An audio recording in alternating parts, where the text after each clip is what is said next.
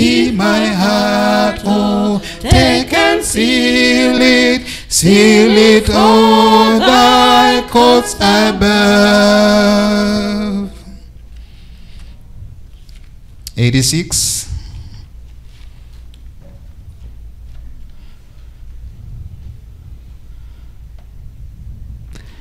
O Lord my God, when I in awesome wonder, then sings my song. O Lord my God, sing. O Lord my God, when I in awesome wonder, consider all thy hands have made. I see the stars, I hear the rolling thunder, thy power throughout the universe displayed.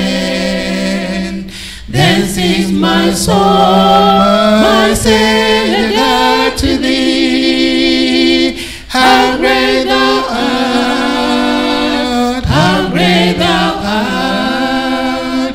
Then sings my soul, my Savior God, to thee. How great thou art, how great thou art.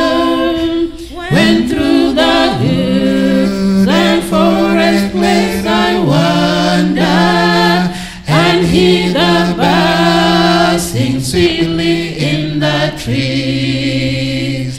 When I look down from lofty mountain grandeur, and see the brook and feel the gentle breeze, then sings my soul, my Savior God, to thee. How great thou art, how great thou art.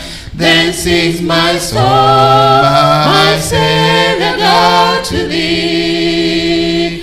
How great thou art, how great thou art. And when I think that God is Son of sparing, sent him to die, I scarce can take it in. That on the cross, my burden gladly bearing, he bled and died to take away my sin. Then sings my soul, my Savior God, to thee. How great thou art, how great thou art. Then sings my soul, my Savior God, to thee. How great thou art, how great thou art. When Christ shall come, we shall sing acclamation, and take me home. What joy shall fill my heart. Then I shall bow in humble adoration, and then proclaim, my God, how great thou art. Then sings my soul, my Savior God, to thee. How great thou art, how great thou art. Then sings my soul, my Savior God, to thee. How great thou art, how great thou art. 198, 198. And can it be that I should gain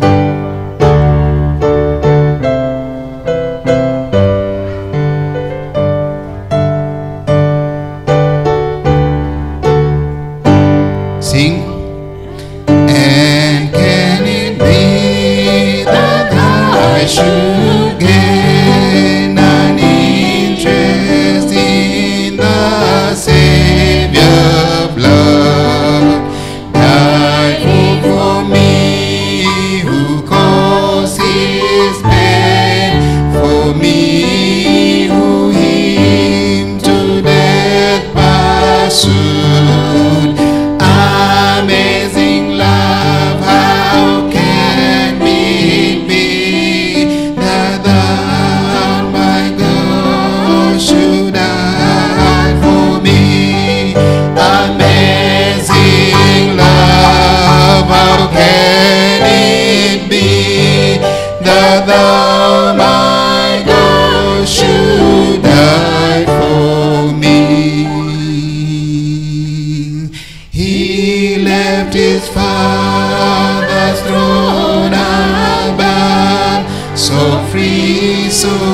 infinity's grace, emptied himself of all but love, and bled for Adam's helpless race.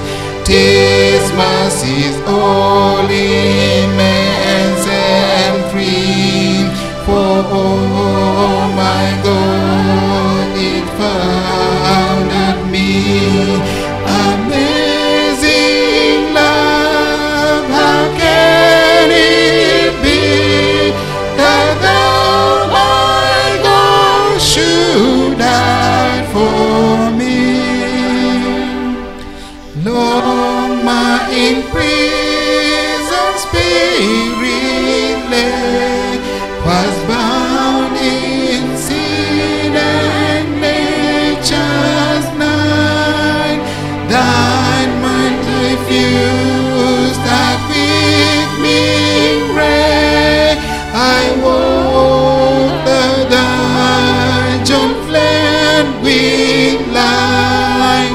My chains fell, oh, my heart was free, and rose when forth and followed thee. Amazing love, how can it be that thou, my God, should die for me? No condemnation now I dread. Jesus and all in his Let us sing. alive in him, my living head, and clothed righteousness divine. Oh, I approach the eternal throne and claim the crown through Christ my own. Amazing love, how can it be that thou, my God, should die for me?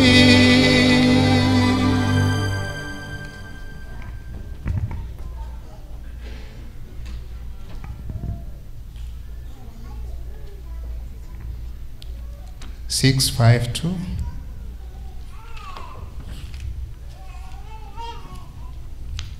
Song number 652. Love at home. Love at home.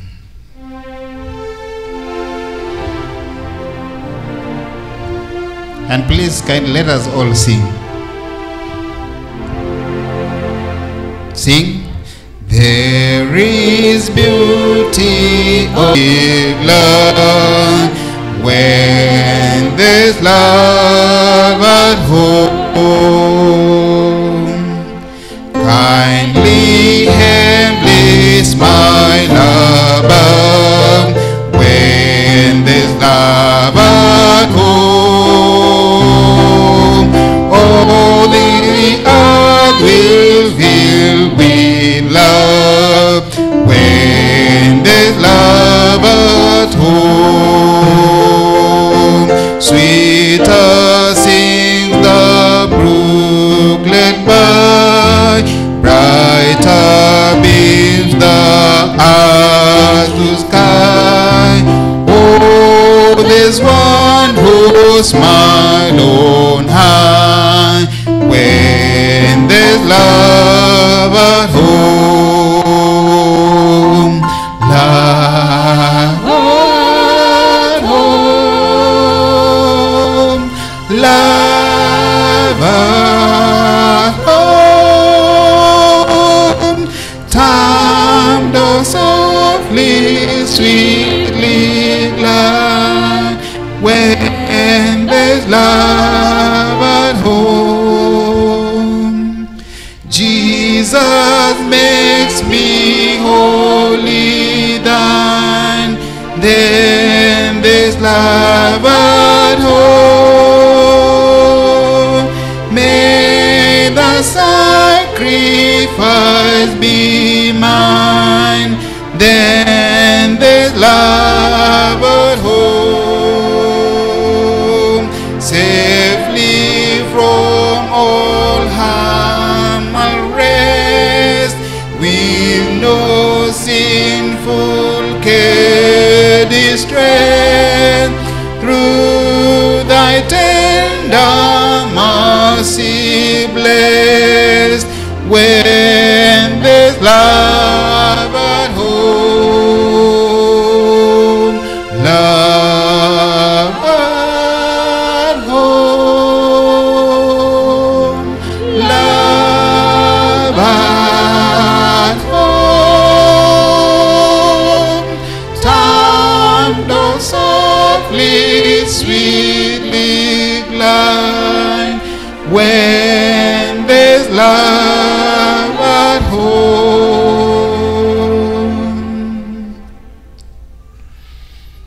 478.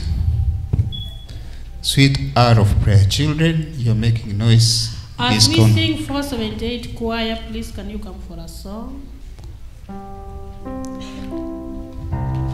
Let's sing stanza 1 as the choir come. Well, by the time we're through with stanza 1, the choir should be up front. Let's keep time.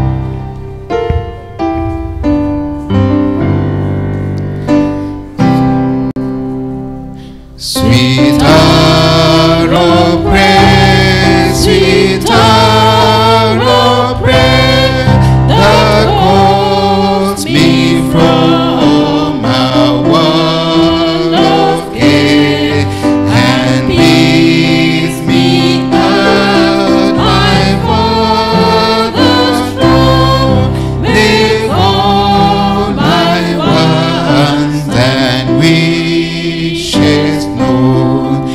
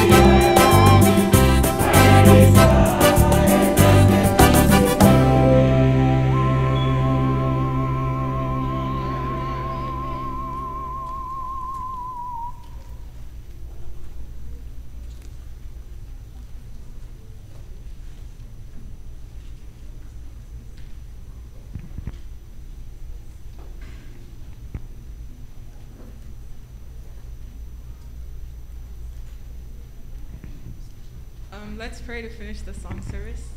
Dear Heavenly Father, thank you for this day. Thank you for everything you've done for us, and thank you for guiding us until this time. I pray that you may be with us for the rest of the day. In Jesus' name I pray and believe. Amen.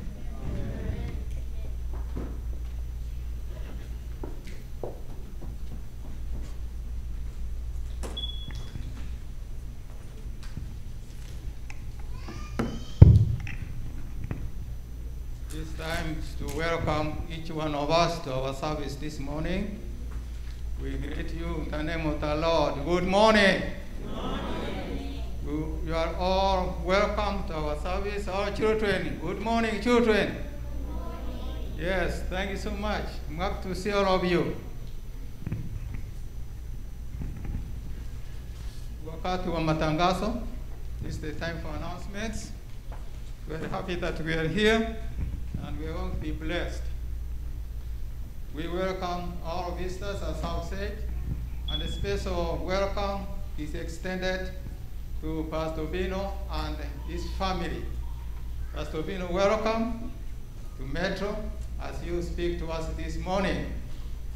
The time will come, we will see Miss Obino, who's with us. Wewe nimesema asante sana, karibu sana Pastor Obino na familia yako. Mungu awe pamoja nasi vile tunavyoendelea kumsikiliza. As we listen to God's word through his man servant, we thank God. And all visitors who are here this morning, we say karibu sana, welcome. May I see that I did not get your names.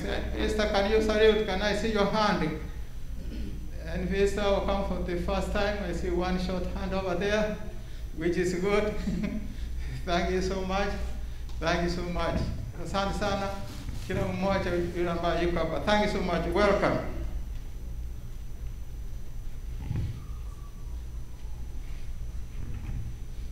Tomorrow is a special day for our piano students.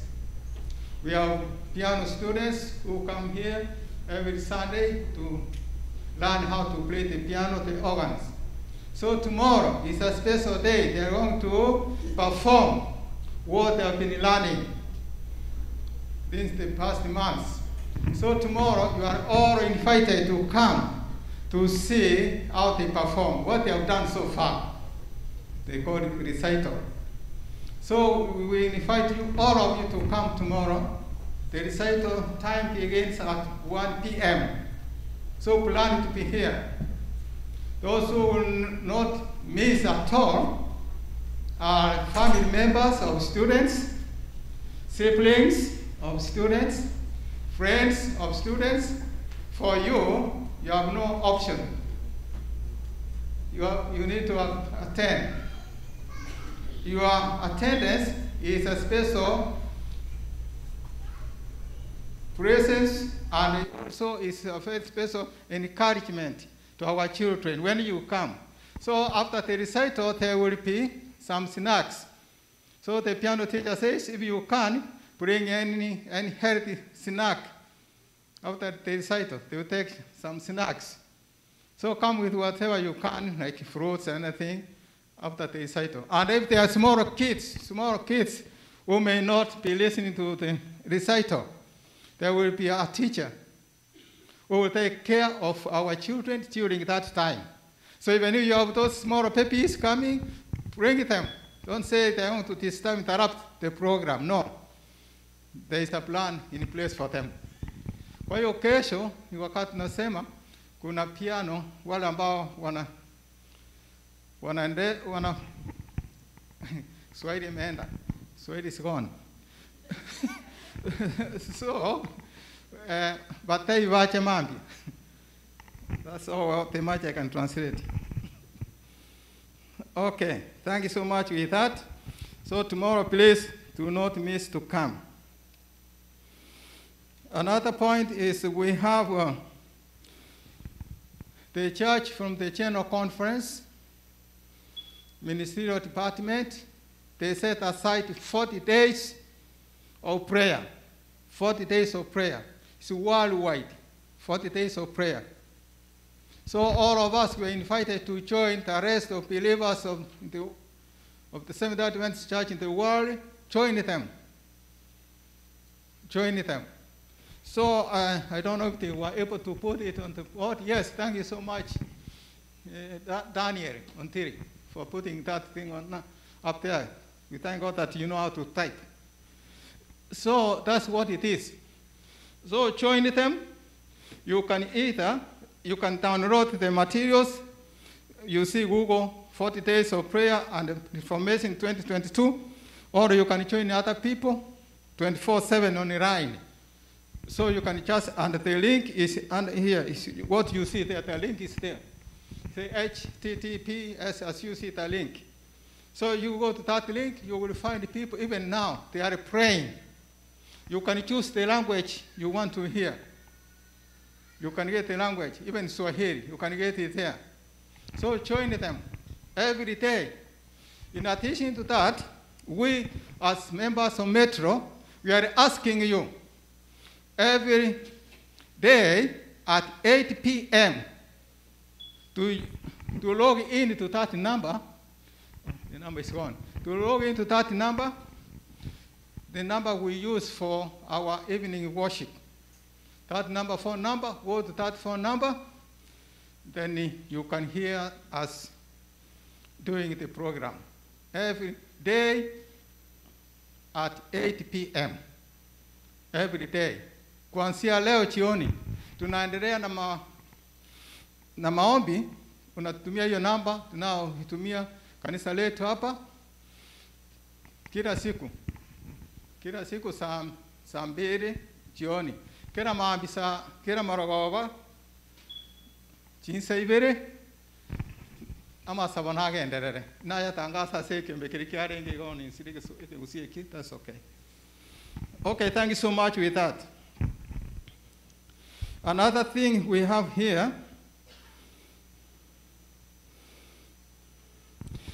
this prayer meeting, this special 40 days of prayer, there are things we have to know, all we are doing this time.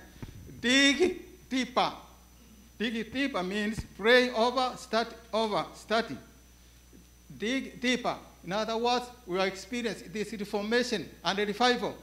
You need these 40 days. They are set aside for the Seventh-day Adventists, the whole world, to dig deeper in your spiritual life. Do that, please. By study, by prayers. Also, reach out to others. Go write 7 people or more you want to pray for during this time of prayer. The people you know, either here or back at home. Both are list those names and pray for them. At the same time, as I've said, you can join others also. And you can also fast. Some of your things to do, like even food or whatever, any program, just fast so that you can feast on the word of God. Yo kusema ya kwamba, chagua watu, fikiria watu 7 au zaidi, ili uwaombee wakati wa siku hizi za maombi. Asante sana. Baptism inaendelea.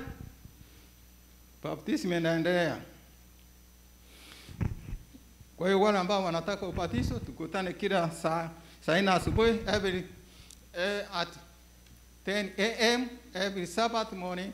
We meet in one of the rooms so that we continue. Next Sabbath, it will be Deacons and Deaconesses Sabbath. Next Sabbath, Deacons and Deaconesses.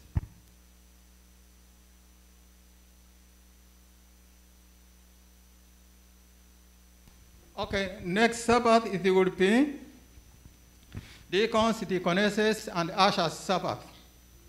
Next Sabbath for those departments, come with food to share with your family, to share with others. Next Sabbath we have to stay at the church the rest of the day. As you come, we will leave here late. So don't plan to come next Sabbath and go. Deacons and Deaconesses, those are the people I'm talking about, and ushers. We want to have seminars, training, morning and afternoon.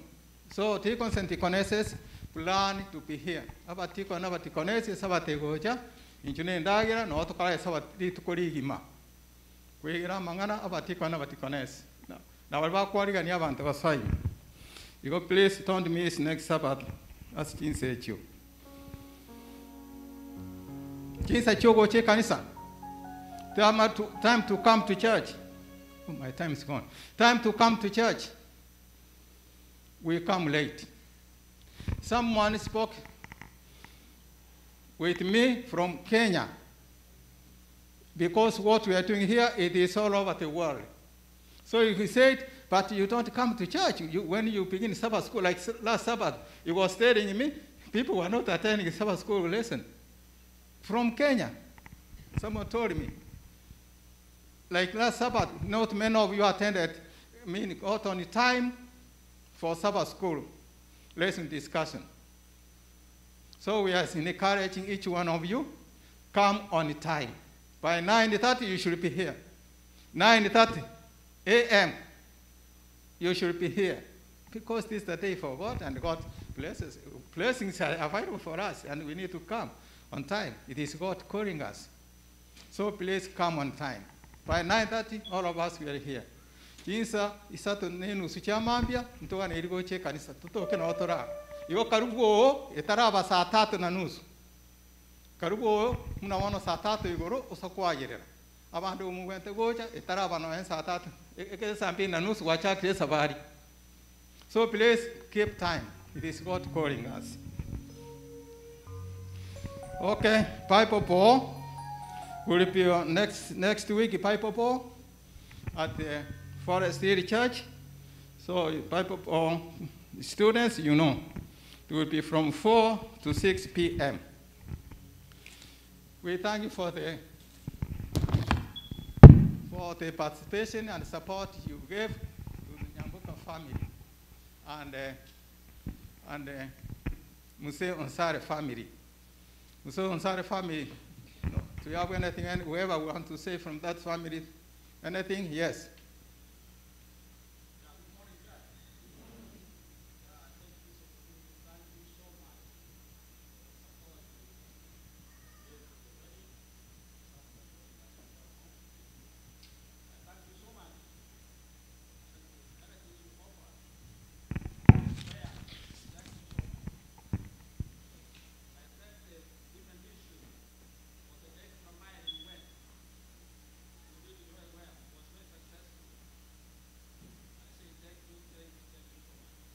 Okay, welcome.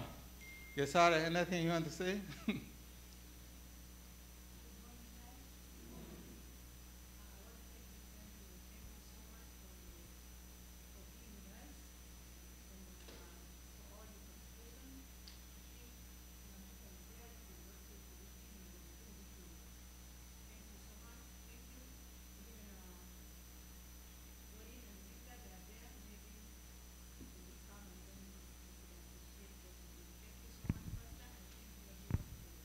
Okay, Doreen and Victor, are you there?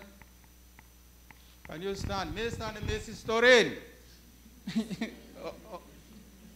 Yes, Victor, that's Mr. and Mrs. Thank you so much. You're welcome. For the first Sabbath, first time to come to church as Mr. and Mrs. May the Lord bless you.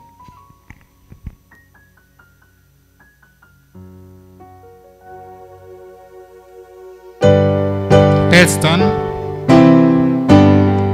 694. Let's begin. Praise God from whom all blessings flow. Praise Him, all creature here below. Praise Him above, ye heavenly hosts. Praise Father, Son, and Holy Ghost. Amen.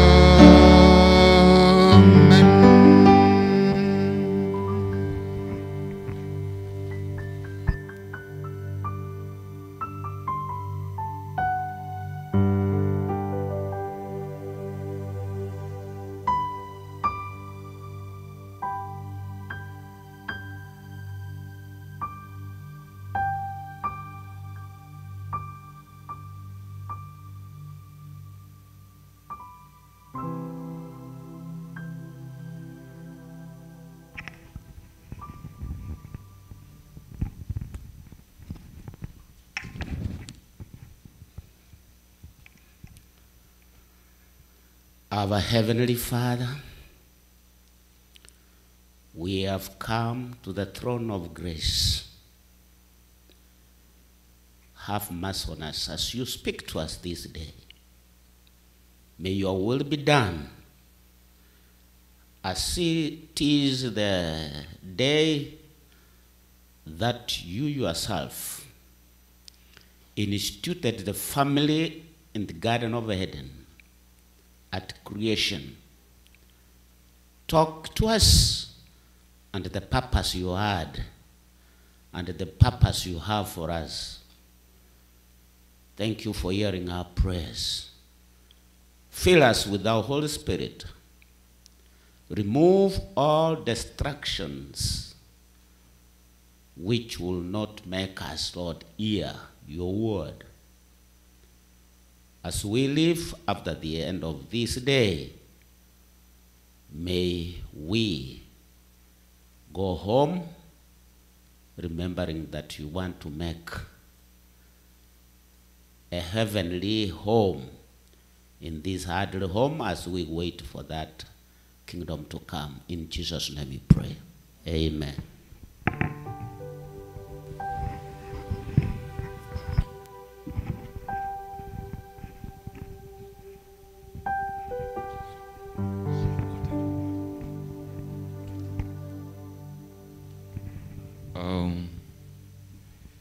Our opening song is number 237. Choristers, please. All songs are going to be in Ekegusi. So in your phones, open 237 in Ekegusi. 237. Okay. If you know it, you'll continue singing.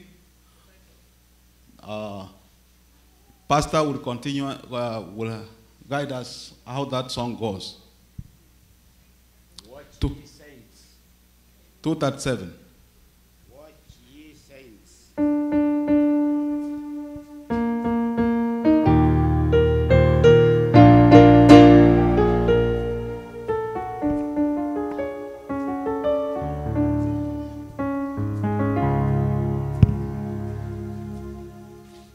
Abachenu bonolinda igoro yanye iliwetu. Orana tugoje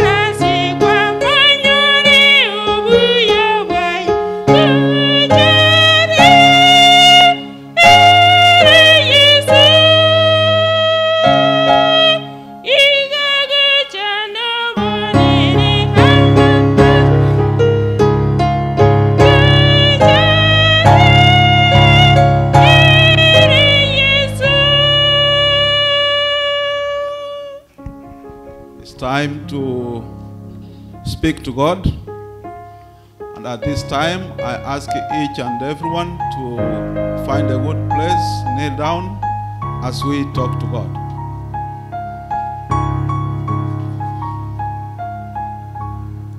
Let's pray. Our God and Father, thank you because of your guidance. You have been good to us, and that is why we are here to praise thee. We have come here so that we can commune with you and have relationship with you. We know that you are going to speak to us this day. The pastor who is going to speak to us this time, Lord, speak through him. Let your words reach your people so that they can confirm your presence in this congregation. Your guidance is much needed to us because we have various problems. There are those who are sick in hospitals. We have who are those sick at home. And some are sick while they are walking. Lord, be there for them. Bring good medicine for them. And as they recover, God will always bless you. Now, as we go on with this program, Lord, your presence here is much needed. We have young people who are here, our young children, who need to grow knowing you, Lord. Be their teacher each day. Be here and speak to us in Jesus' name.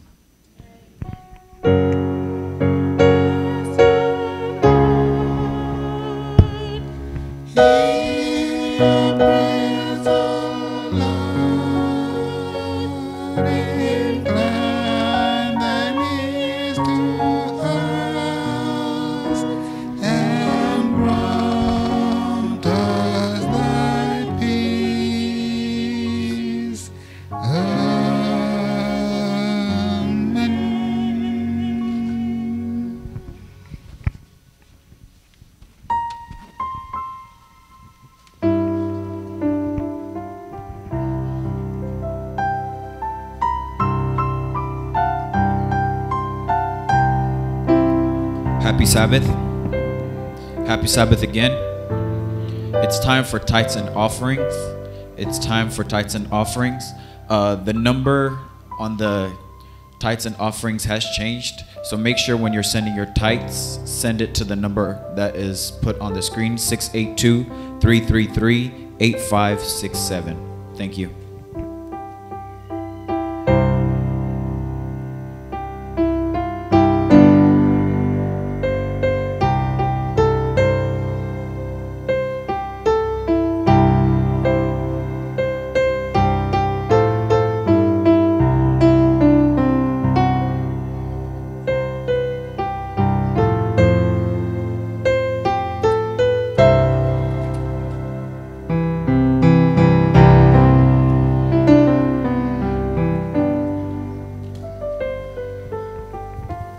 Sasa ndiyo wakati wa kutoa sadaka, kila mtu aanze kujifikiria. Sasa ndiyo wakati wa kutoa sadaka, kila mtu aanze kujifikiria. Toa ndugu, toa dada, toa ndugu, toa dada, ulicho nacho wewe, Bwana anakuona mpaka moyoni mwako. Toa ndugu, toa dada, toa ndugu, toa dada, ulicho nacho wewe, Bwana anakuona mpaka moyoni mwako. 309. 309.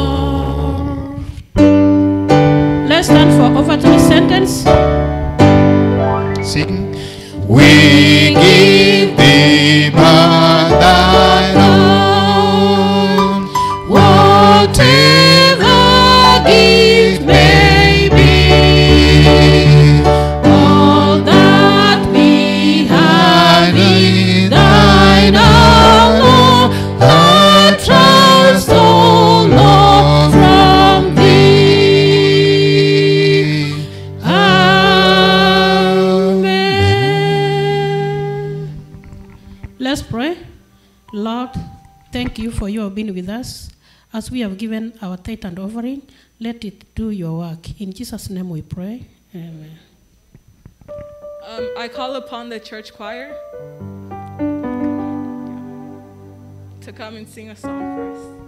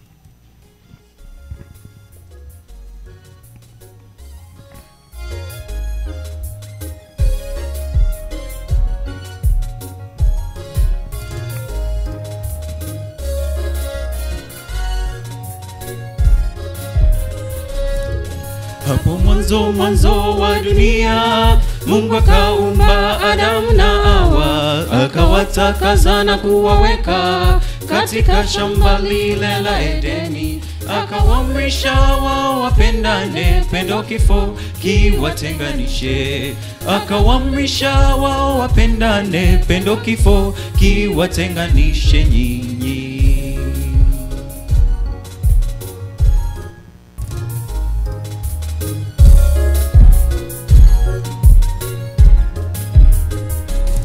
Kimbilia Yesu, tabibu wa kweli, hakuna mmoja talinganisha naye. Beneza, mwanzo na mwisho, tumsifu, haleluya. Kimbilia Yesu, tabibu wa kweli, hakuna mmoja talinganisha naye. Beneza, mwanzo na mwisho, tumsifu, haleluya.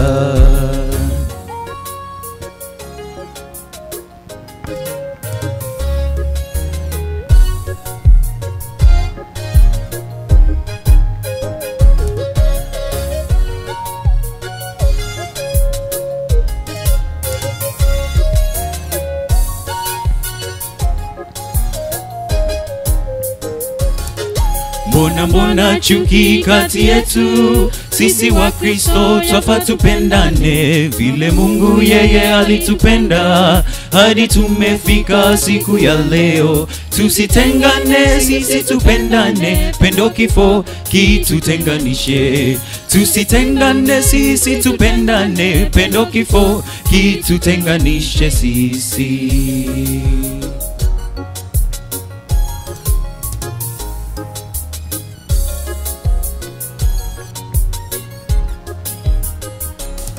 Kimbilia Yesu, tabibu wa kweli, hakuna mmoja talinganisha naye. Beneza, mwanzo na mwisho, tumsifu, haleluya. Kimbilia Yesu, tabibu wa kweli, hakuna mmoja talinganisha naye. Beneza, mwanzo na mwisho, tumsifu, haleluya. Kimbilia Yesu, tabibu wa kweli, hakuna mmoja talinganisha naye. Beneza, mwanzo na mwisho, tumsifu, haleluya. Kimbilia Yesu, tabibu wa kweli, hakuna mmoja talinganisha naye. Beneza, mwanzo na mwisho, tumsifu, haleluya.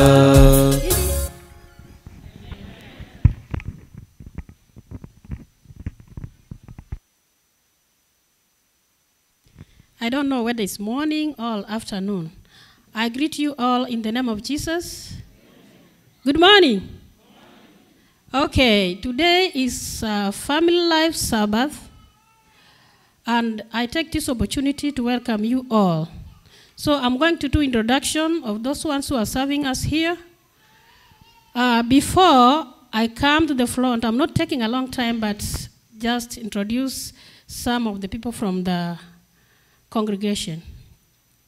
I take this time to recognize one of my favorite elder and my uncle, plus the aunt from home. Those who made my wedding to be successful. Elder Benson Otieno and Monica, if you are there, you can stand and wave to the congregation.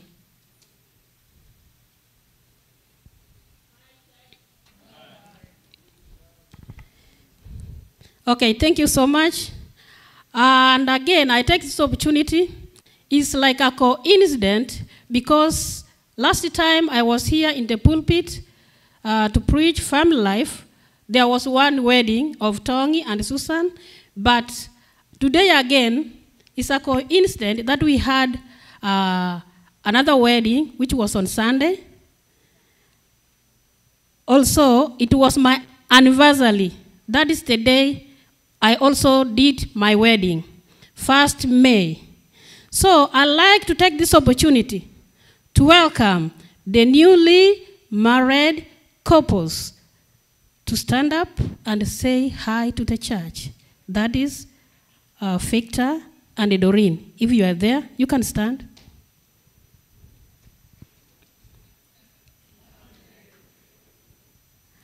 I hope that wedding will be good as mine is good, because I'm so happy because God gave me what I needed. I so wish Doreen asked the best thing and she got it. So I pray for you. I also take this opportunity to welcome those parents who brought up these children that they have married to stand up and wave to the congregation. Both parties.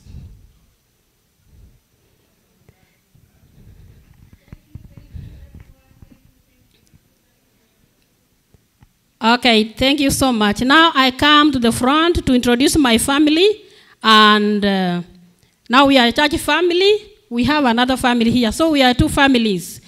On my far right, I have my far left. I have Mikey. Mike, say hi to the congregation. Followed by Deborah. Followed by Alfaxad. Followed by Morphine. I just leave him alone. I come to the only wedded husband, and I respect him. I adore him. He is none other than Henry Nyabuto Onduma. Can you stand and say hi? Hi, Judge. Okay, my name is Alice, and I'll take this time. The one who is going to bring the bread of life is Pastor Obino. He will greet you later, and if possible, he will bring his family.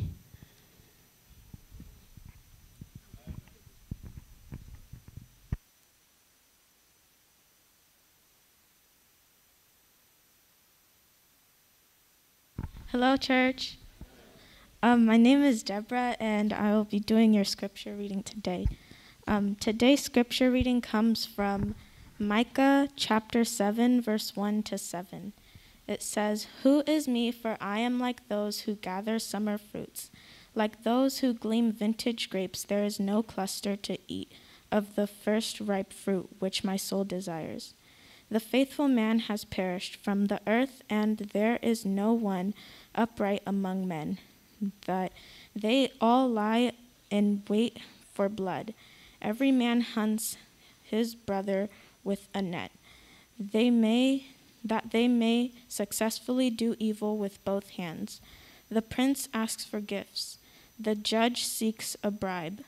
And the great man utters his evil desire. So they scheme together. The best of them is like a briber. The most upright is sharper than a thorn hedge. The day of your watchman and your punishment comes. Now shall be the perplexity. Do not trust in a friend. Do not put your confidence in a companion. Guard the doors of your mouth from her who lies in your bosom. For son dishonors father, daughter rises against her mother, daughter-in-law against her mother-in-law. A man's evil enemies are the men of his own household. Therefore I will look to the Lord. I will wait for the God of my salvation. My God will hear me.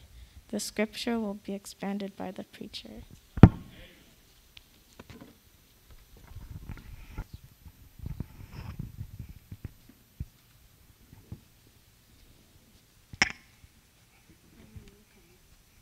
Okay, now this time, we welcome the preacher at this time. Pastor Bino, it's your time. I hope everybody will enjoy the preaching of today.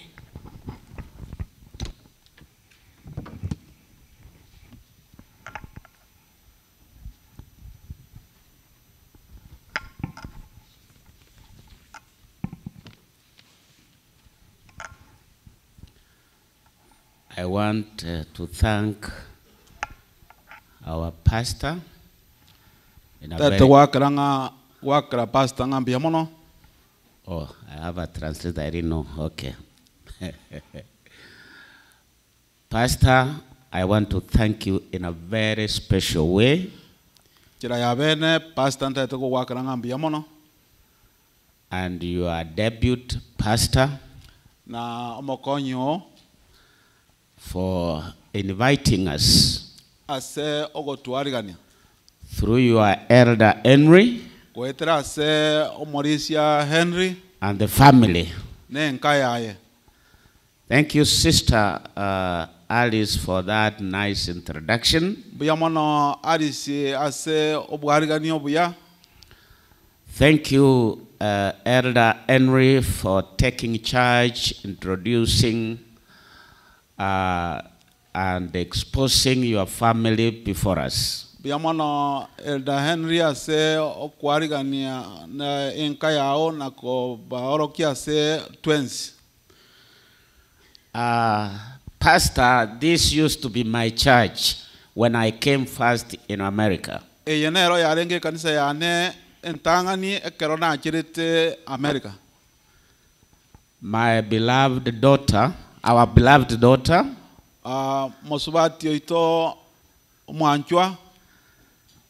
She was worried to know where I should be landing. Ga kumeti sana ngangai ngwente gotoka.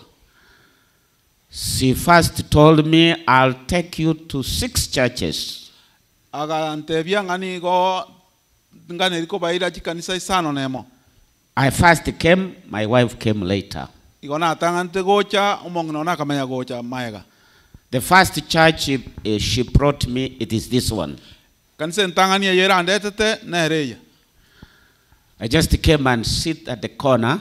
Ga changa ikaranse kona aria. I can remember where that lady is sitting. Na bongi nyote kigima ngaria somuswati oria ikaranste. I always don't want to sit in front. I don't know why. Botambe tinganche tiko ikaransa bosio timanye tinga inki. I saw Pastor. Nkarora Pastor. I saw Esther. Nkarora Esther. And I saw some elders. Na nkarora balisi abande. But usually I wanted to know the worship service and whatever. Lakini botamberende niona areko ganiko manyanga ngaki omoroberio bwoko sasima ogende yet. After the sermon, immediately my daughter came and took me. Nyuma yokorandia mo subati one agacha karua kangira. So we never greeted each other. Aseigo ntuchie tiko kwana nonde. But the person who identified me, lakini omonto oigete komanya, is that lady Choice. Omongnoria Choice. I think Choice was in there. Yeah, I think she's the one. And the others. Na bande. So I was taken to almost 7 churches. I don't want to mention them because of time. Gorende ngacha nkairwa chikanisa awao pakaisana na ibere ntiko chibara chionsi. So she sat me down and asked, where do you feel you'll be comfortable? Bona karua kankaransia kampori nga chionsi muna kwa etire neredio gwete bono ogende. I told her Metro Church. Nkamotebia ekanisa ya Metro. I used to walk from Rama to this end. Na aregotara na magoro korwa Rama. Why do I walk from Rama to this side? Because the first time I came late. Because I knew, depending on a ride, it will make me late.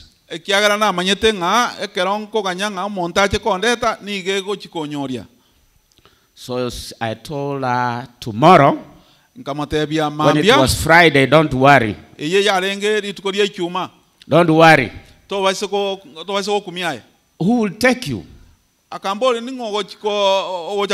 Don't worry, I've already prepared my way.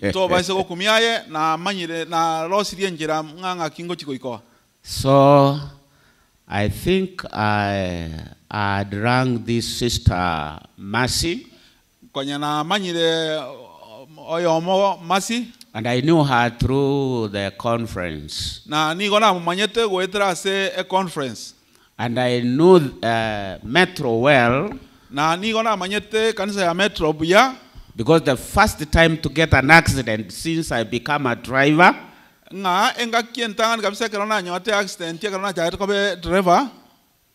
since I became a driver in 1977.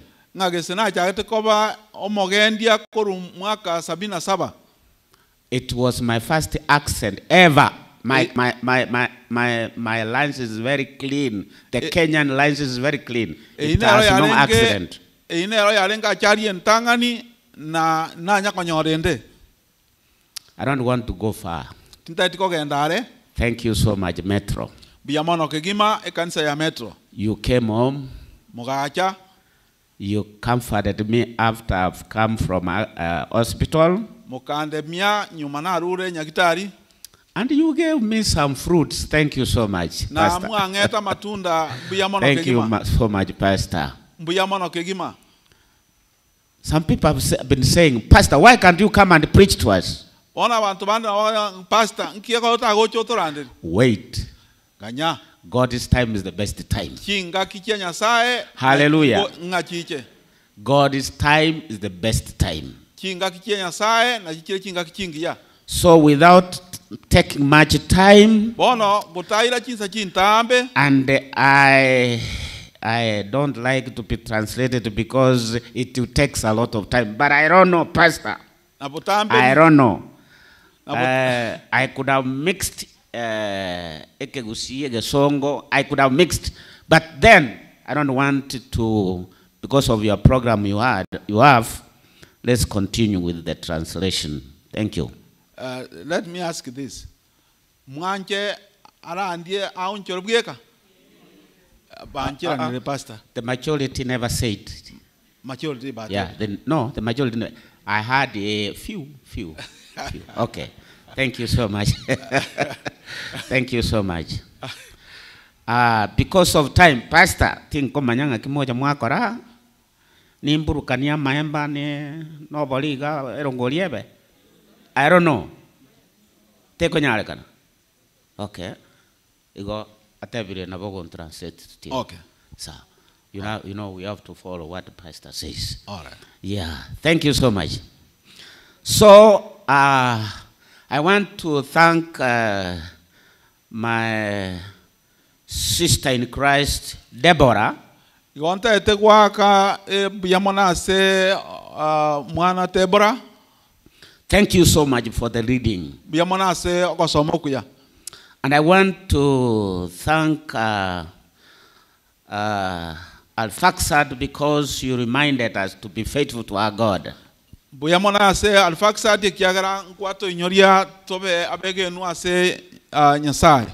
And Mike to bring us a song. And Alice to do the introduction and the major part in the home, because that's the work of our ladies. Na Alice mbiyamona se okora introduction na eyina remeremo ya subati asenka. My key text ekefungo kiane ekenene is talking about watch ye saints. Igokego tebanga renda inwe abegeni. Nkigeko gera tebe renda. Why should he say watch? Ekaro mundago tebe renda igebi ntombi yabire. When a person tells you watch, are things okay? I want to tell you something. Igonta getoko batebia egento. Christ himself. Yeso omonyene.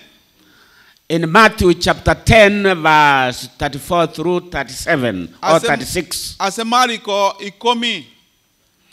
Ase Matayo ikomi. Matthew chapter 10 verse 34 through 36. Kefungo ya 34 goika 36. Christ spoke something which amazed people. Yeso agakwane gento kiago getia banto. He said, I have not come to bring peace, but I have come to bring the sword. I have not come to bring peace. Remember, Christ is the Prince of Peace. In Isaiah chapter 9 verse 6, that is mentioned there. Why Christ contradicting himself? This time, I have not come to bring peace, but the sword. Watch ye saints. Watch ye saints. He went further saying, I wish somebody reads, because I might be saying and people might be thinking that I'm bringing words of my own. I know there are people who reads very nice. I can see Royce here and the rest. And I can see my chairman Ben, who is a good reader, and others. And I can see Mucheveris. They are good readers, Pastor. You have good people here. And I see young people. Mike, they are there. Can you read quickly, please? Can you read quickly? Which book? That is Matthew chapter 10. It's good to be asking which book. Pastor, which book? Matthew chapter 10, verse 34 through 36. Matayo 10:34 mpaka 36. Ni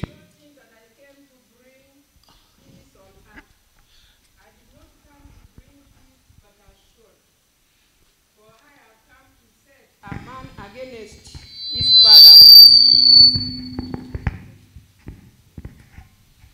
Therefore it reads like this: Do not think I came to bring peace on earth. I did not come to bring peace, but a sword. For I have come to set a man against his father, a daughter against her mother, a daughter-in-law against her mother-in-law. And a man's enemies will be those of his own household. Yes, like that.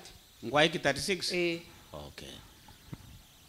To that end, I humbly request my wife to come forward.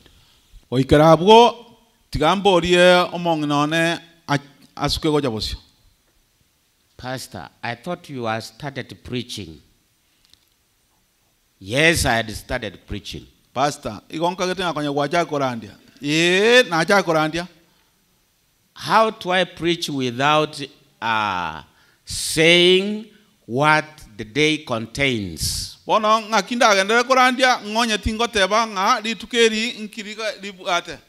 wife is a part of the preaching, Pastor.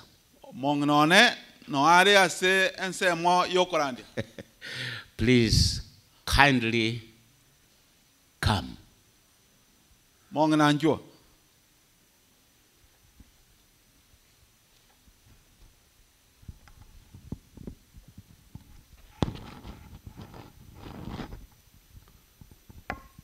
Thank you. She's Mary Obino. And I am Obino Mary. Pastor, you go to Nyamira conference, don't ask any name. Ask Obino Mary. Sincerely. Go to Nyamira conference. Even go to South Kenya conference. Ask Obino Mary. You will get me. But you mention other names, you cannot get it. So, I had my beloved wife, my beloved mom. We loved each other. My beloved mom.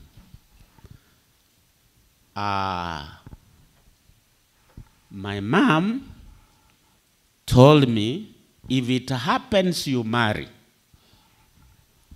If it happens, you marry.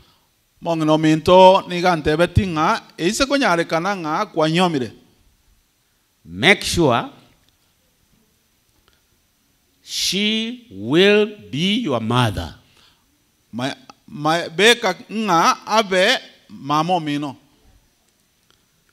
Call her. Her name. Call yourself her name. eroke erieta riaye. Have you ever seen, Ben, have you ever seen a man called, like Ben, I don't know your wife, let me give an example, this one. What is your name? My name is Henry. Henry who? Henry Onduma. Aha. Henry Harris. Because the Bible says you leave your father, your mother, you join together. The two will be one.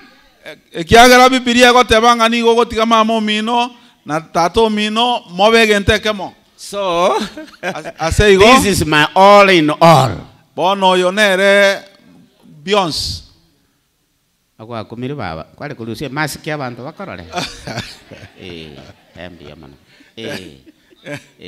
mbia mano sana mbia mano. So I took time to get a wife. I took time to get a wife. But I got my wife when I was aged.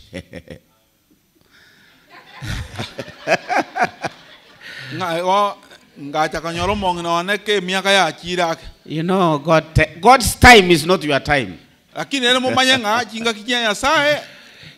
Young men don't marry because of marrying, because of age. Baba, no bakwani ande kwabe kegenteki.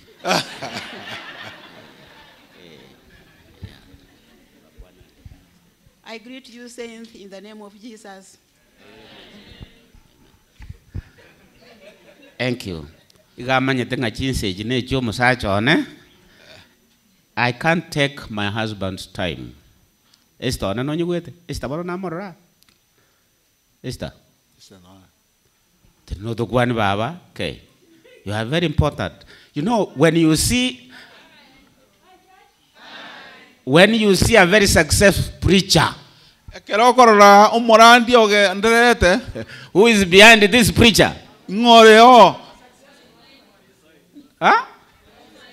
There is always a very successful, like Jeremiah Ontiri. Jeremiah. Ah, you are going to be a box. Na charge man Margova. Ngai muara Benny. Benny, oh, yeah. Benny umuchairman yone, Benny mukabwata bange gasa. Benny umuchairman. Umaeto teli ke ko vera ngne town. Tindo chi. Tingendabu. When you see my chairman, when you see him, all he does, the success, there is somebody where? Behind.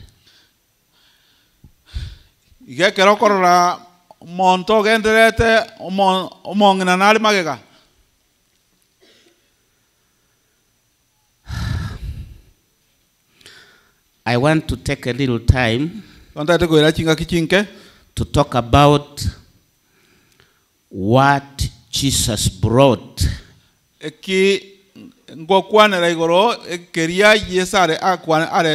In the creation, God created two institutions.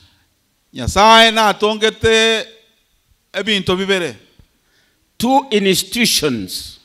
He set aside. He instituted two schools.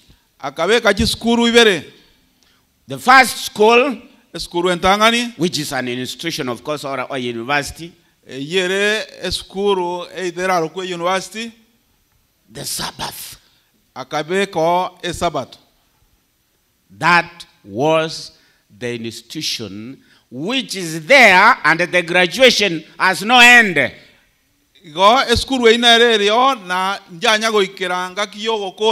has no end. As God has no end, the Sabbath has no end.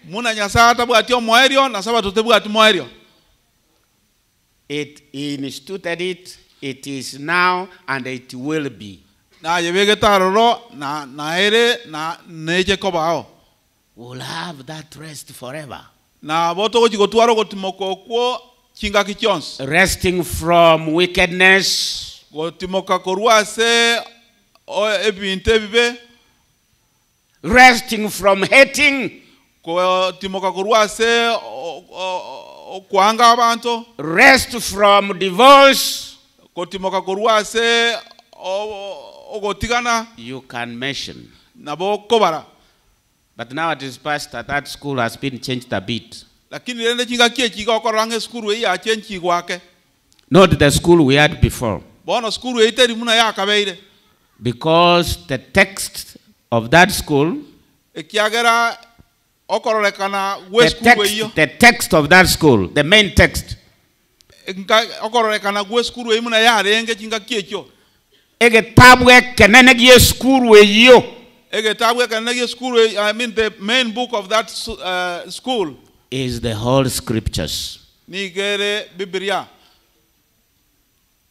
That text. But nowadays you hear people, we want to read the lesson, the author of the lesson. The Bible is never mentioned. I'm not there, but I'm trying to say, Pastor, the main book is the Bible, which is taught, which will make people pass and enter into heavenly places. And the Sabbath school starts from home, not in church.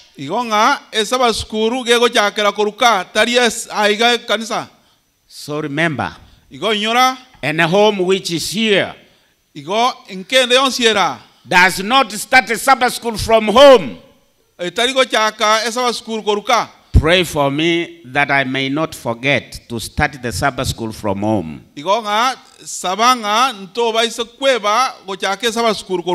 When COVID came, people were having Sabbath school from their home.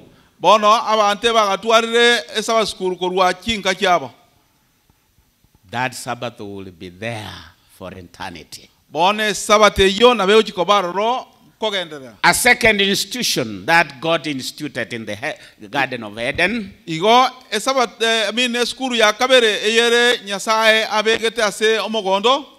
said, let us make man of our own image. They did it. They did it.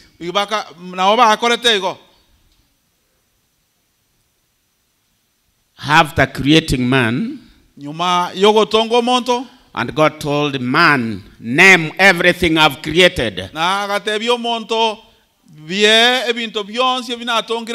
As you see them, name them.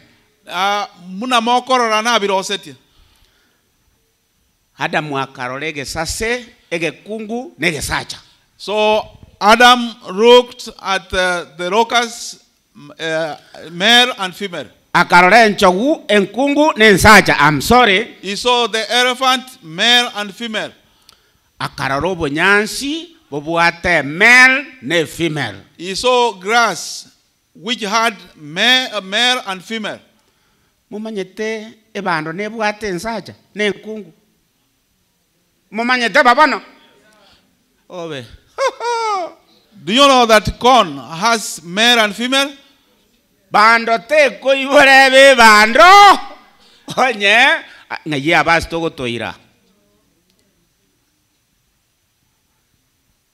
Adamu karora ege kungu ege sacha. Ekiabeli nege gendo gege. Nege tuani. Kabirora. When Adam saw everything male and female, then he asked himself, you know, God sees far than you.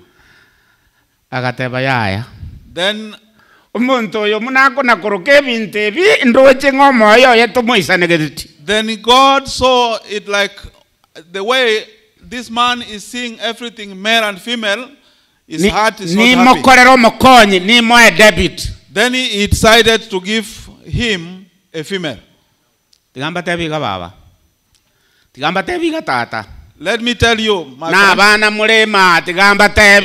young and old who are here, let me tell you.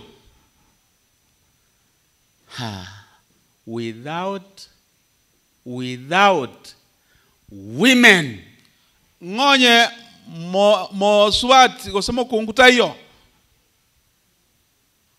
Isajeli ndiko korakende. This man can do nothing. Tigamba tebiga, pastor nje na manyete. Egento gekorunga mix and match. Let me tell you, I didn't know what mix and match meant. Ikipasa to konyigwa.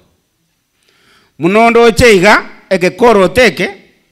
If you see my shoes, a socks inera, there is a socks match negekoro teke, which matches with the shoes. The suit,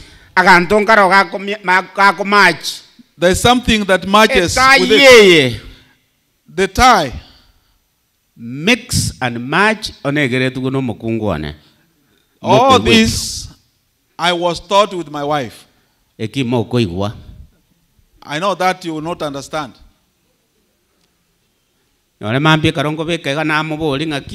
Baba, etayeye negende negotie kiagara no igoso mete eskuru ekorukunga mix and match ology. Even this morning I asked her, this tie, will it match with this suit? Because you have all this knowledge.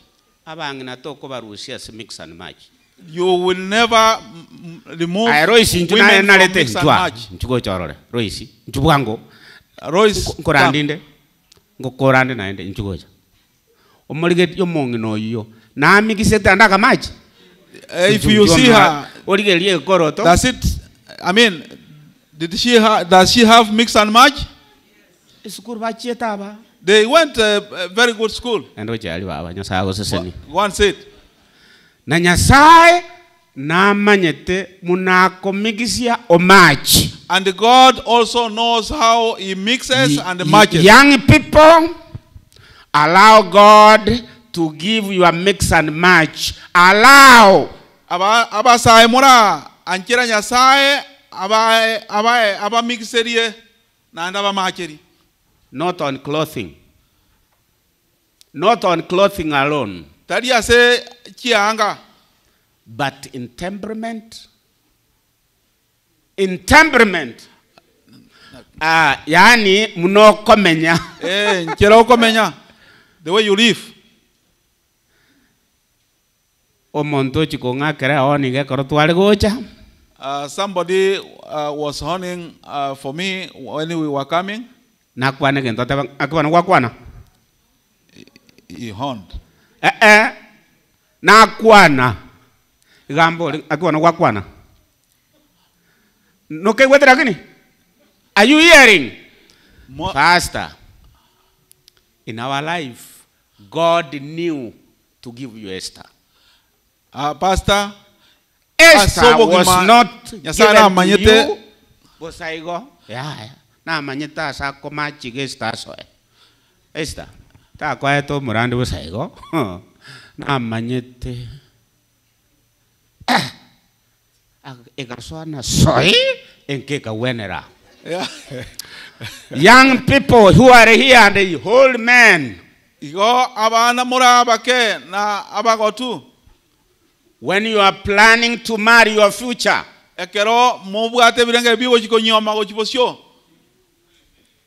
take care. Watch ye. Don't look at the beauty. God does not match that way. I'm not saying you don't look at it, but it's not a core. Onda baboliga oligerio mukunguoyo.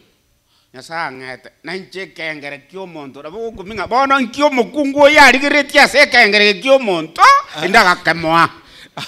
I may ask you, if you look at my wife and me, you will ask, what did she see in me? Abandi na warata na ki agente ke kiengiga nkibona kyaro chaso nkikubona aligeretie. Some may say, this short man, what did this woman see? God has his own matching. Igo Nyasaye nabwate enchera yaye yokubwatani. Hallelujah.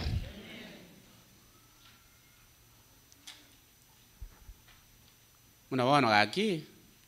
Like now. Ndaba boliga. Let me ask you. Alisikara njwanga akega. Akega tu. I'll come. Akega. Kwa wakora bwango. Omete enyoni nere koruguli korobo egotaba come quickly. Yani ere goteba emanyete gesongo enyoni. Egotanga come quickly. Yani ekorangeria likorobo ligumbatebye. Likorobo lisacha alikorangeria likorobo ria ya mwabo. Come quickly. Baboko manyanga ayatoko manyanga korangelirire. Come quickly. Kwanyora lya mnyokire wango lyakole gento gege. Lyachirega. Kai wakuminga wa. Muna bali mutana korora liruma. Mwete liruma. Liruma tingenda abo. Baba gento nale bataya neke. Oligere libuya. Ngikwaro cyo musacho. Ndo mwanje. Kwana abantu bayiwenje wanage okolya. Jena sabete Nyasaye kamonga. Tindo chikende. Akana kamangana pe. Kana kya mangana pi. Embiya mana sana. Kabego. Ane tana gonso. Karatiga kaya mangana usuna tuacha. Ingikwaroche. Basaja bagwa tetu data mieka yako ire bono. Ligionde bwensi gosena ngikwaroche. Ana kaligire mukungo na nyanya ngaro na nyanya. Tu wetrenda mangana nyanya. Mwara iwa baba gando karansinya sago sesenyo.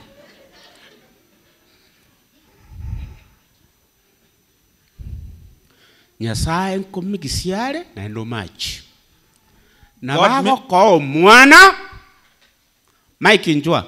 Mike ngai Mike yana. Mike God mixes and matches. Mike kwa koramna likoro gatanga come quickly.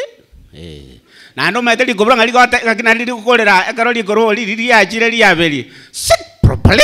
Akibantaka reli korobo neruga yabo. Sit properly. Yani karansabu ya toerera. Sit properly. Mike. Ngwa chole to iboru asaba iboliaba. Did you choose to be born in the family of Henry and Alice? No. That is God's providence. Say amen. Amen. Yeah. Okay. Abana mura. Nyore nyokole munale. Even if your mom is the way she is, God is providence. Even if your dad is how he is, God is mixing and matching. God intended a family to be a small heaven on earth. Another point. Machebeli njwangu. Baba na intu bwangu ukwaro narangeri yo moto. Andeke ndo nakumetie abantu bagwe karanza wao. Nje tata no ngita mokane ngu karanza sali. Neko kaba. Tinta itimbegelia yo basta. Tinje tia yo. Ngayaga ndocha. Turali goto boru. I'm not saying that. I'm only thank you so much. Thank you. Thank you so much. Baba, come quickly. Nabali koroboli goteba, come quickly. Come quickly. Mbia mana sana. Mbia mana sana. Kaki, babone. Nyasaye gako eteliraika. Nabolia. Gako eteliraika sino montako ete. Montangete. Very good. Kwa ira niliswali liane. Atenena iko. Aye. Gako eteliraika. Monte yoreliraika. Nakoboli gako eteliraika. Yeah. Yamano, hajumekaranza. Pole sana. God never matched you with an angel.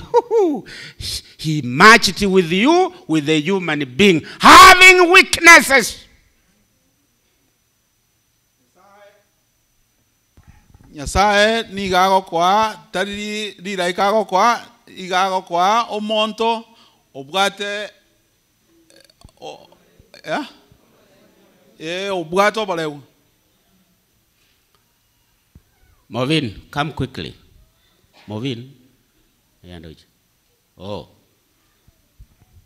Likorobo likotonga, come quickly. Kwacha bwango bawa.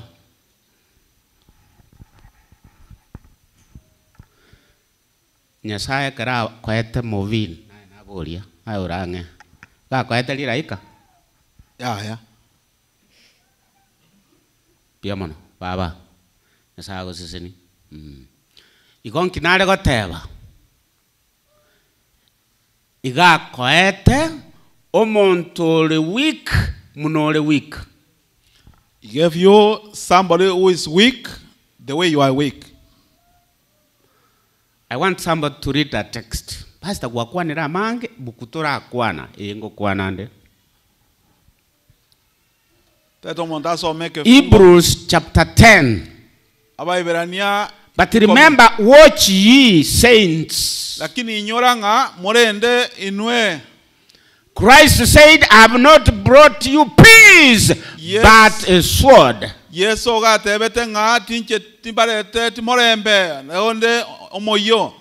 Okay. Verse 36. Kora amended 37, lakini 36. Hebrews chapter 10, verse 36. Ondetali musa, ondetali yonyolire. Aha! It compels you to have endurance over the meteorology goiko twale alafu. Then, if you have taken time to look for insurance, and when you have gotten it, aha, you can answer. It needs pastoral meteorology in the moment na Esther. Esther ta iraika. Ay baba, pastor ta iraika. Mong no dina ma tenga njeti iraika. Amanje te sago kunonkanya. Okay. Alafu. Nyama pastor na amanyete nge Esther o kumuligereria mwete no agenda mong nolia ni manyete ta gwanja na ndajiche. Ekororo chenga manyete ngomong noyo gabete sana. Ai, ngentu kyako ay. Kentu mboni kentu kye. Ikobana ngaki na rosirie njira yo gukwana. No, na manyeta sagu kuna. Obole merelia naende obole merelia. Nebeteretio tutuaro obole merelia sichinga cheito. In a transmission, it forces you to have patience to your parents, to your children, to your grandchildren. If not so, you cannot do the will of God. Goikore meralimo kao, elio wanja wata atakokora kento kiege, korore kana. Otherwise, ne etege. Etege. Mondo wena da waku etege usinae. Traditionally, women are known to be a home. You hear people ask, "Omosajo inabwatenka." Oh, translation ni agenda tatambe. Oh, I kept quiet because he was mixing. Okay, mix and match. Okay. Yes. A home. I forgot what it was. Okay. Omosaja, a man is asked, "Do you have a home?" Omosaja akakuboriwa no bwatenka.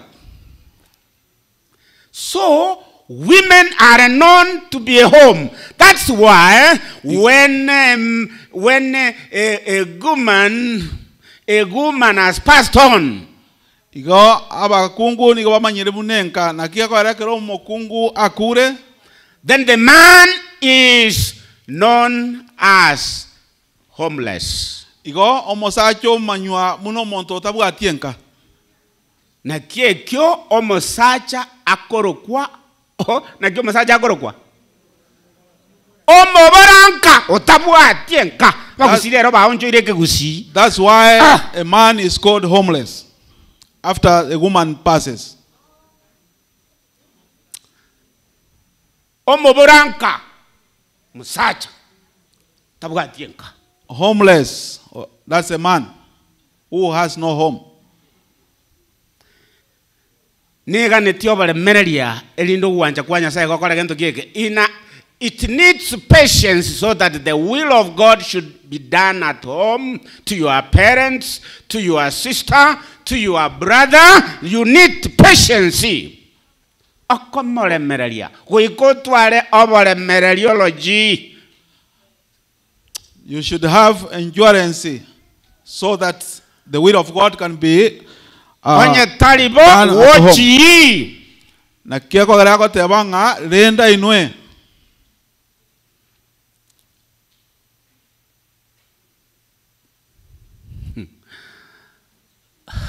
Mugungu. Guman. You know, the husband, the head of a home, the head of the home. Karona aleko gando borandi pastor, mongina karasa kale na chire bono borandia. When I always used to go to preach and my wife was somewhere else, gokonyora ekero murangalia akaganda obeke keroko obeke mesa alio murango. You find that by the door she puts chairs so that if anybody knocks the door, a man God imagined to be a protection of the woman. Omosacha ni gabu are esiro ya omokongo. And the man is known to be going and bring and modify and make a home to be called a home. Na omosacha ni gama nyire muno yokogenda origia oreta egere nkero kwenka. When you go on a safari, ekero kogenda a safari, make a go forward. Bono karweli baga. Ukura muligelinga eba mura omwane Toyota ya. Yes, you look at her and say, oh, how beautiful. So when the man does not make a home to be home, kero mosacha atarikoro osienka kobenka. If you want her to be beautiful, ngangonya gotagete mongno abe munyakieni. Watch ye. Denda. Be patient. Ganya. Go to your knees. Genda asamarua. Or else, andake, when that man leaves, ekero mosacha, when that man passes on, ekero mosacha kure, then that woman is known to be omotaka. Poor in protection, poor in everything. That's why God takes in charge. That's why God says, leave the widows and the orphans to me, and me alone. When children behave, misbehave,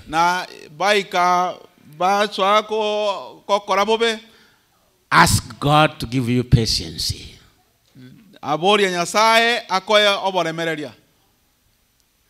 Patience does not mean today, tomorrow you don't have it. Patience of God makes you patient forever. Hallelujah.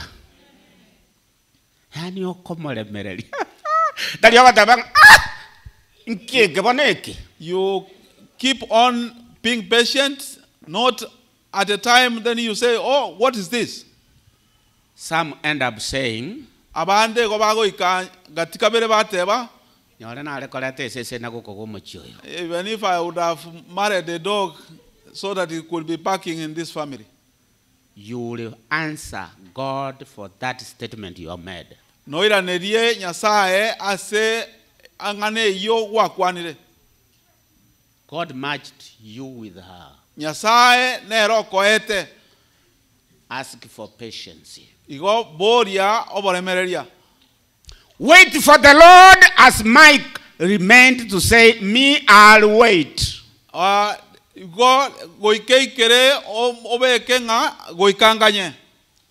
Mike was called Mika. Mika. Mika which you may not believe that it was an home. Ask God patience, then you will have a wonderful home. Watch ye. Then God says through Micah, in Mike chapter 6 verse 8, but start from verse 6 then end up at 8. Oh, I'm finishing, Pastor. I'm finishing. You know. It says, I'm finishing. With what shall I come before the Lord? Verse 6. Okay, that's good. With what shall I come before the Lord? And bow down before the exalted God.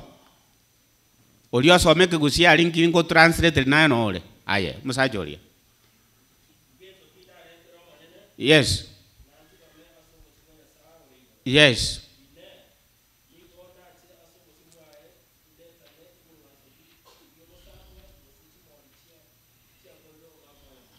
Why kire sana sato?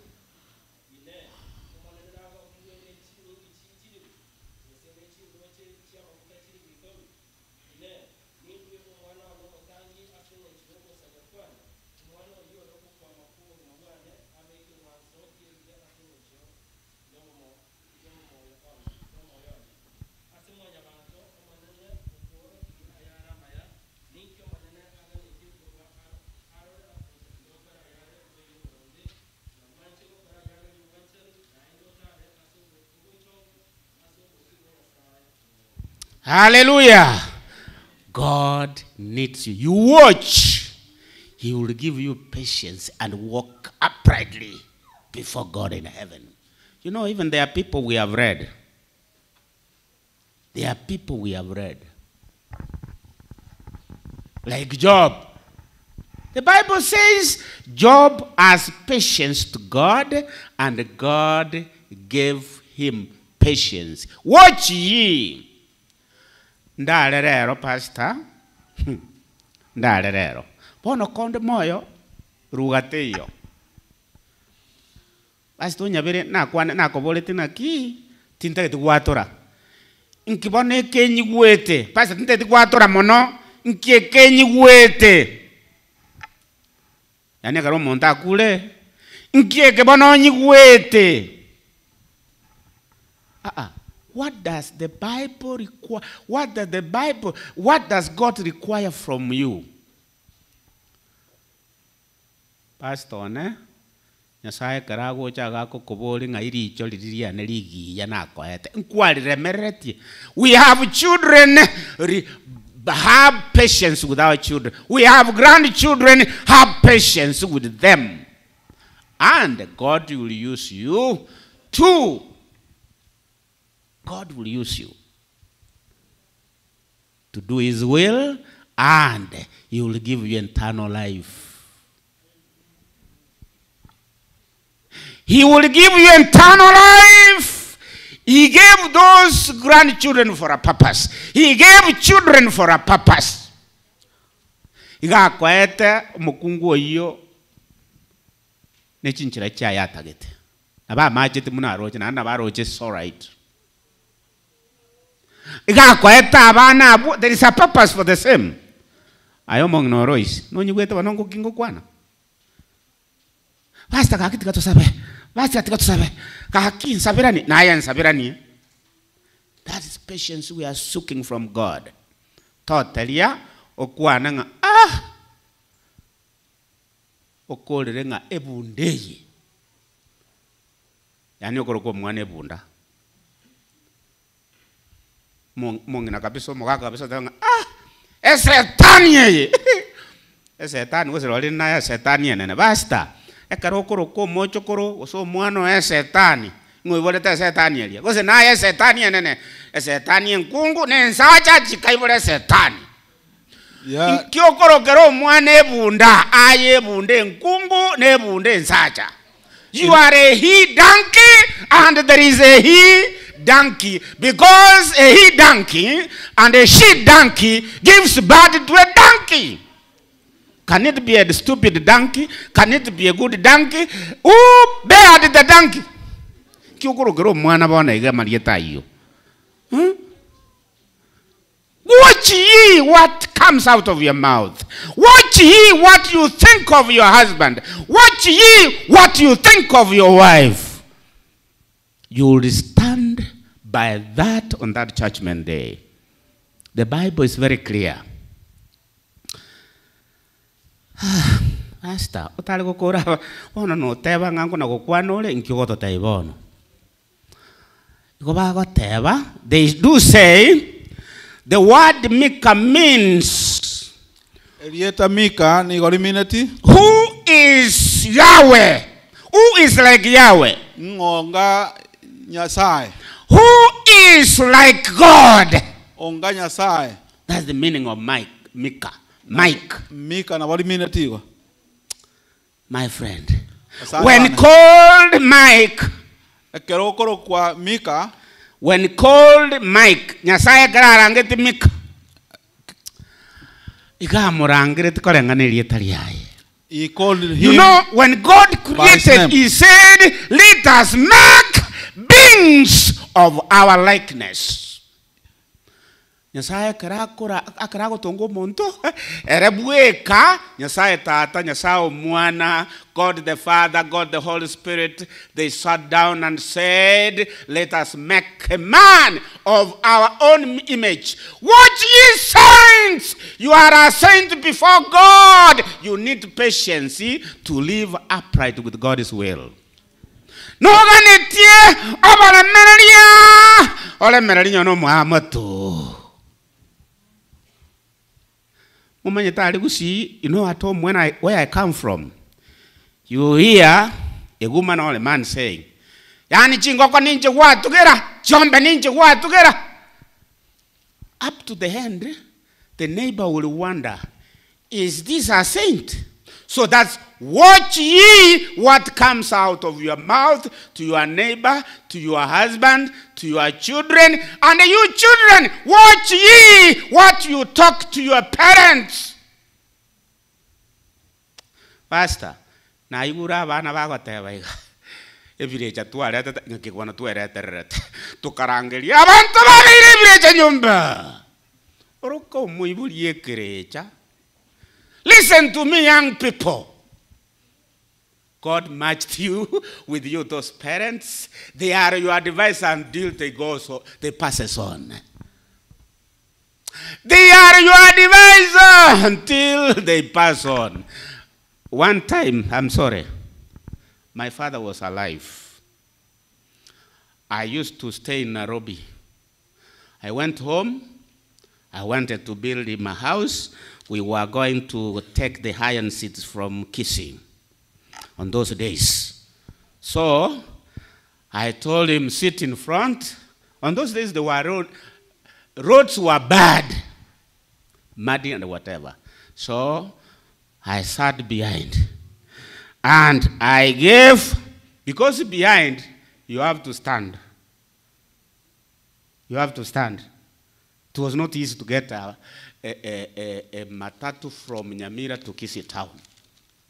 If you are late, you have to stand. And it compelled us to go. So there was a chance in front, and I gave him money. And I told Dad, I work on an transport to which I told Dad, you have to pay. So, when my dad was paying, he said, my dad said, Pastor.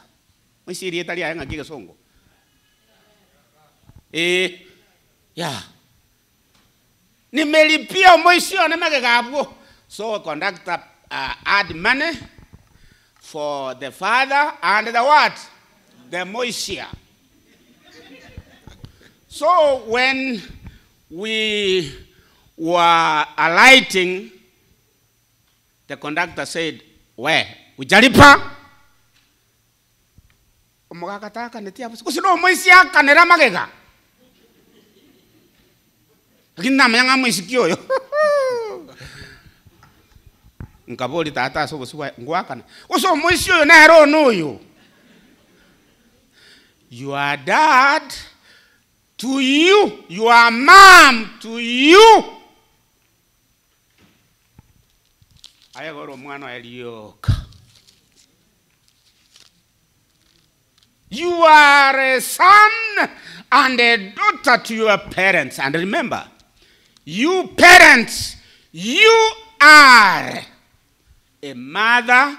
I wish I had time I could have told you the meaning of a mother. A mother who cares. Whether on those days,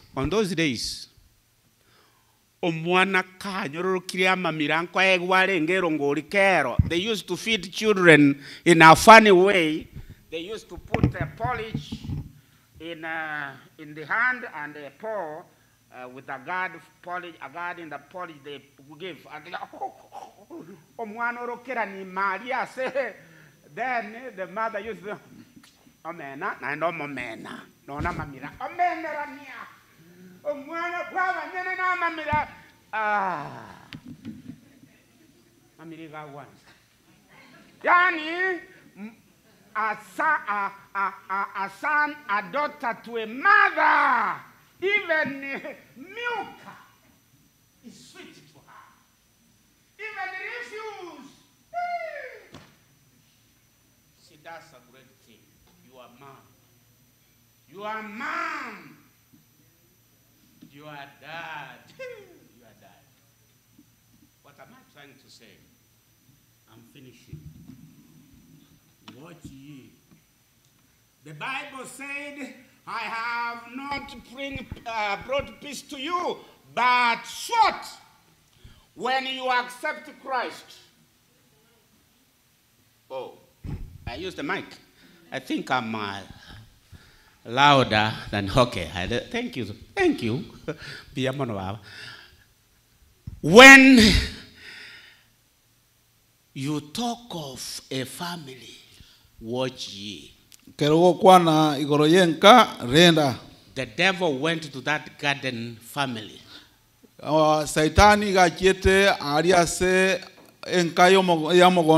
With a test. First he called, where are you? We knew you were coming, we ate.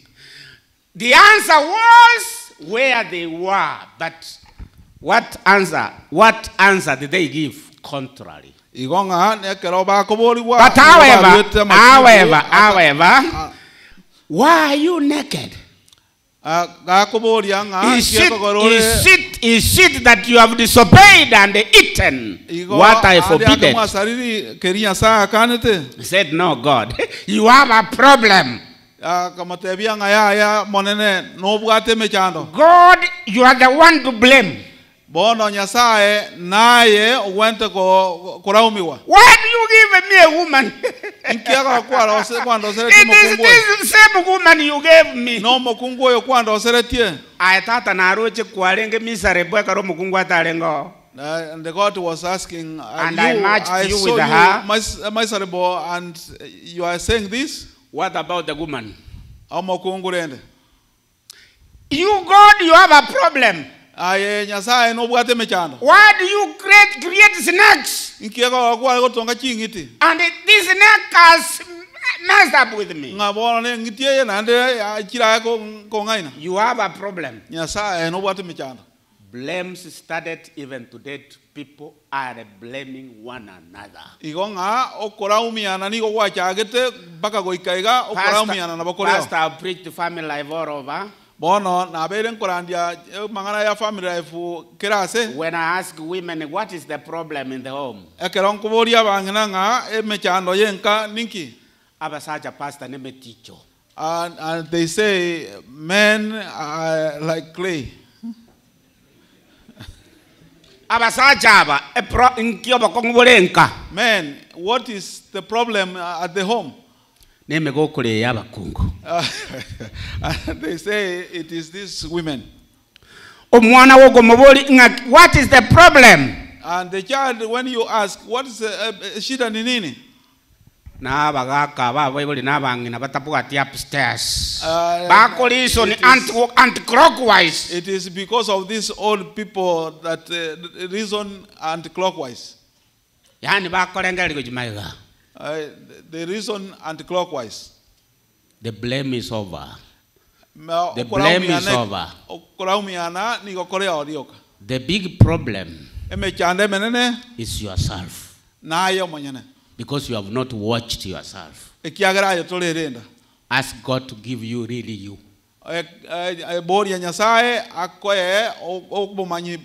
Ask God to tell you who you are. It is because maybe the talk you talk with a tone which is annoying.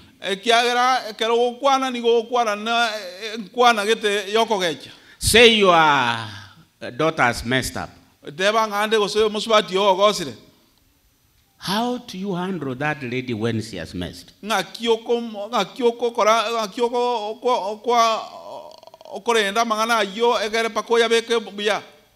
you end up calling her a prostitute?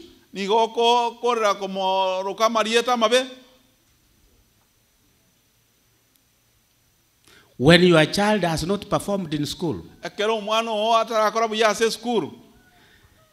she or he has come last. What are your recommendations? What do you talk? What number did you get? I was number last. Tell the child, you tried, Baba.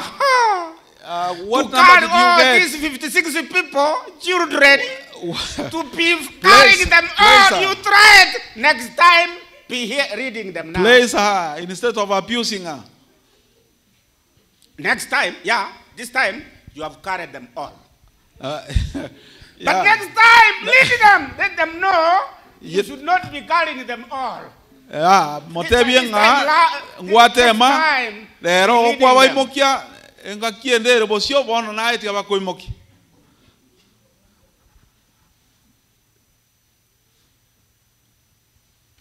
You know what parents say? Engombe. Eoneye. Do you know what some say? Some say, you cow. They start laying abuse. Watch ye saints. Renda. I'm finishing whatever they said. I only, because of time, read 2 verses. In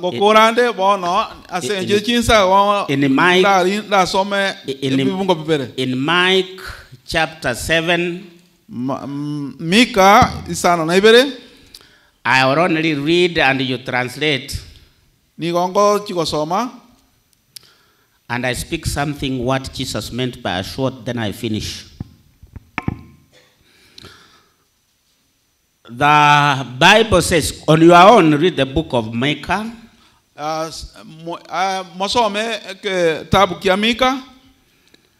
Then you'll know that you have to watch.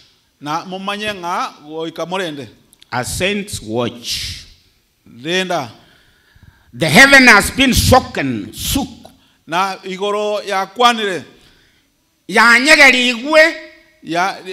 has been shaken. When they talk of heaven has been shaken, it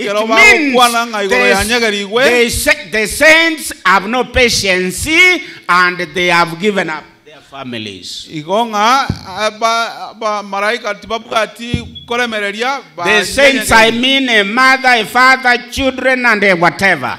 Even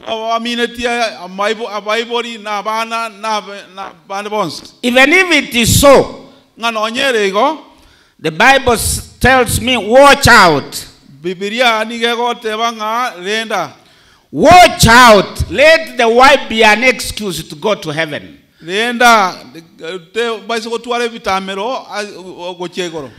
Watch, let not children to be an excuse to your heavenly kingdom. Watch ye, parents may not be excused to heavenly kingdom. The Bible tells me in Mike chapter 7 verse 5. When things they are as they are now, do not trust in your friend. Do not put your confidence on a companion. Guard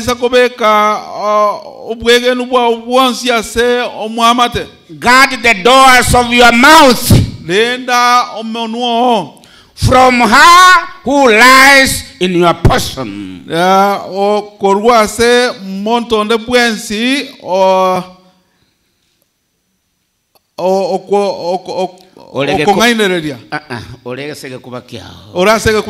Even your wife.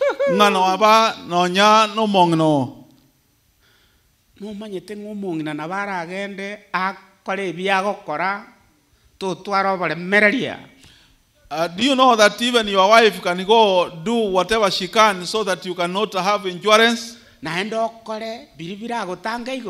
And it may make you do something that can hinder you from going to heaven. Do you know even your child? Your own child? Watch ye saints. That's why it is said, watch ye saints. Render. When God gave Christ,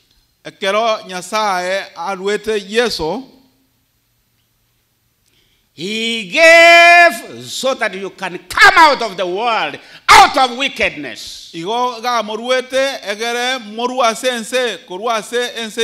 When Jesus talked to these people, the Pharisees, the Sadducees, the elders, they thought that Christ was to come and occupy the wickedness of the world and do He came to put negativity in the wrong minds you have. Negativity, That's why in Genesis chapter 3 verse 15 says, I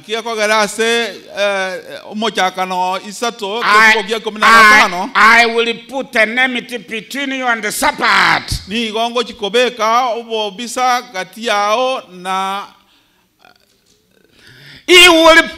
put enmity between lying. He will make you hate lying. He will make you hate fornication. He will make you hate all wickedness. That's why He said, I have not come to bring peace. I have come to take you out of this world you are depending on. I want to make you a saint. I want to make you a saint.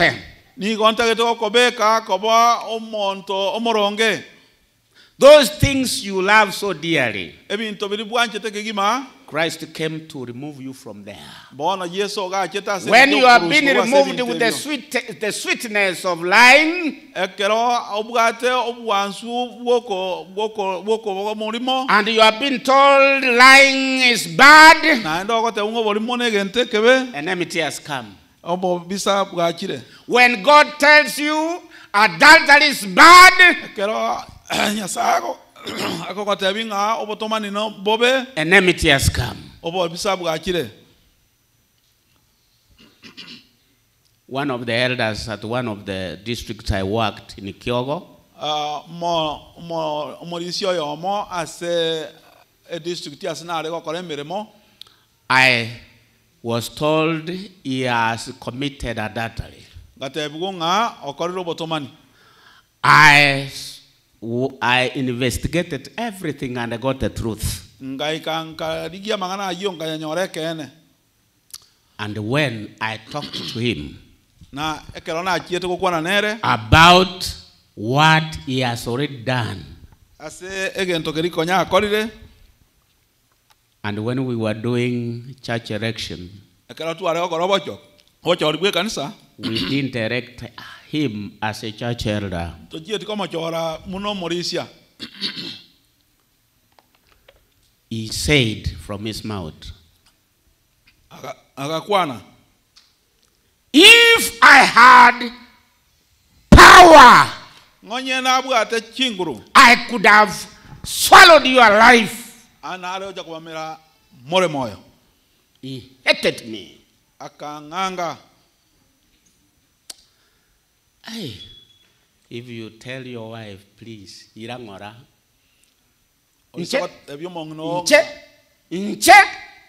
When you tell your husband, irangora. When you tell your child, irangora, you bring enmity. When you tell your child, we have come here, the culture of this place is awkward.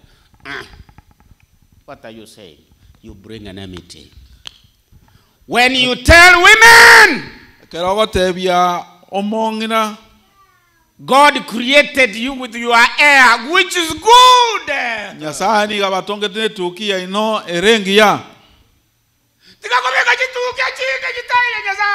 Don't put artificial hair. hair. Like now, I'll be hated with women here. Like you tell men, tikakokora amangana yokubeka ebintu motwebi engerusi chimbuche. Atako na kubeka etai egere chimbuche nchirorekana. I'll be hated by many. Na bongo chikwangu na bange. If I tell young people, ladies, that don't add fingers on your hand, it's like saying, God, you have a problem. You didn't put me wrong fingers in my hand. They will hate me to hell.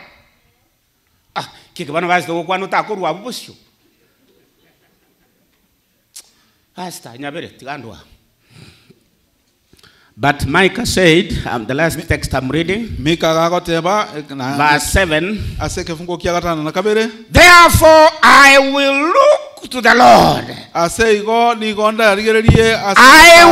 will wait for the God of my salvation. My God will hear me. I didn't bring peace. The blood of Jesus is the sword which brings salvation to all mankind. The blood of salvation, the blood of Jesus is the sword. The word of God is the sword. It cuts into inner person, even into the bone marrow. So if that is the case, I will sing about the love and the blood of Jesus. Na ni gonda gende gotera obwanchani igoro ya Yesu. If that is the case, Ngangonyere na rayo. if that is the case, Ngonye na rayo. I'll better depend on heavenly powers to make me what heaven wants me to be. Igonda ganie gotenenera ayari nyasa ayari. I will depend heaven to give me patience to my wife. I will depend patience to make me love and lovable husbands and wives and children and grandchildren. Egerembe ke ntuare omong no bwato bwanchani na tuanchane na bana na familia. One of the ladies Omong no yomo where I worked in Mbanda, ne kerona liko koremere mari Mbanda I am the one who buried the husband. ninche na tindegete omosacha. After 2 years, Nyuma ye miaka ebere I heard the lady has given birth. na nkaiwa omong na onyorro mwana. I went to that lady's place. Nkagenda mpaka somong no. Omusacha akabogete baba nyugwete ngakwanyolero omwana. Did the husband lies? I hear you got a child. The lady told me, Omong no yagantebia. Pastor, you have not read the Bible well. Pastor, Bibilia try somabia. The Bible says, Bibilia goteba. if your husband has died, Ngonyo mong no omosacho okure. you are free. No, iko kwatu aro. You are free. O tu aro freedom. Osobo sibore. But I said to her, you Korende are kamatebe. free and look for the husband in the Lord. Na nkamotebia na maene no bwato bosibore lakini ndigio mosacha asinyasai. And I discovered the elder, one of my elders, who did it. Na togaswako kwana no morisia yo koreta mangana. The lady told me where the husband came from. It came the dinyanda came from my elder. Mong noria agantebia ya mangana ya garua se morisia. The Bible says, Bibilia goteba molende abantu batali nabasacha. Watch. For those elder, I'll only wait for the Lord to hear me and not make me what God never intended. God loves the widows. He took charge of the widows. He says that leave those widows. They are mine. Leave those orphans. I am their father. Those who don't have a father, I'm their father. The wives who don't have their husband, I'm their husband. Orocho mongina na koboliga. Onyoro musacha. Wokumobolia beso kenda kando igoteba ngakarate kanga.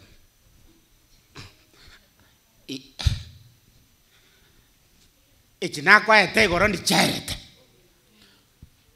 Igoreni yabubi. But God gives. God gives the widows. God makes protection. He brings everything to widows and the widowers. Unakwata twale ngeno mongi nangaki. Yani ndaba narali ro mongi none. Njitingo ganda kujaza basta amatengo mongi basta rango njirende iga. I cannot imagine. Nyoro montongere. Au njitinganeti lakini you are free. Mwenye wedera gani? Bande baramboli ngabasta ndolera ngo nambakana na tenga basta jinama ite galikwala kokwana. Na manye tepi. Na manye tepi. Na manye tepi. Enyanga were nyomba basita. Ngosomerwa. Abo mngamenye tele mokawo ikobana. Okay. Nkiganale kokwana. I wait for the Lord to bring salvation. The sister-in-laws, be very careful. That lady who gave birth to that man, very important. Ono mongino yatale kolendo mwana oyo, ayinde kwale kwa nyoro musajo igaki. ali sajeli mumuroyo mwana onene na iboire kurwasegete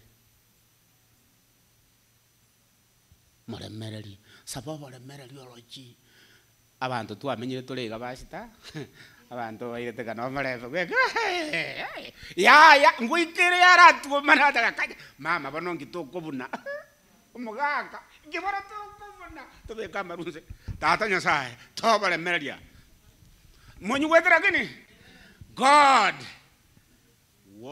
make us to watch.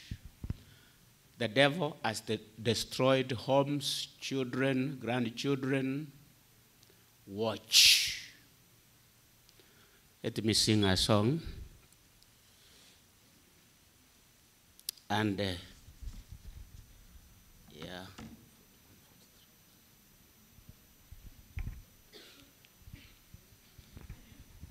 $143. I'll sing, and you sing from your own singing.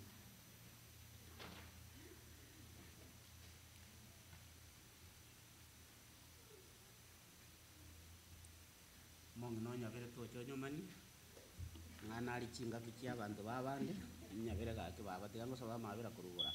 Okay. 143. Pastor metentu achete kosi yo Orandia. Kwa iguro mongna tebi ngabari kwanga ya kama tebi mbia mona baboni. Inkoiro le kabele. Korangelia le ngorano bwanjani. Korangelia yananche. Aganyete gesieri yenkoro Koganyeta yenenche Chonka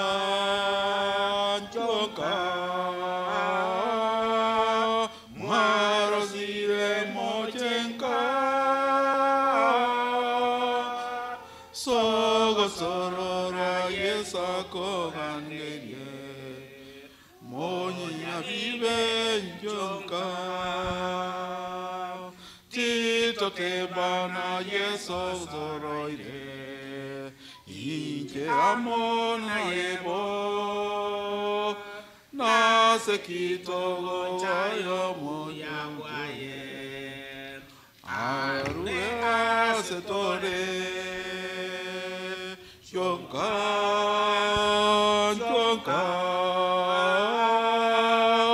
Marosire mochenka Sogo sorora yeso korangelie Moña vive en chonka O engakigo etere wango Gototo etaniere Mosutena makweringo chavire Vigo tochera twensi Chonka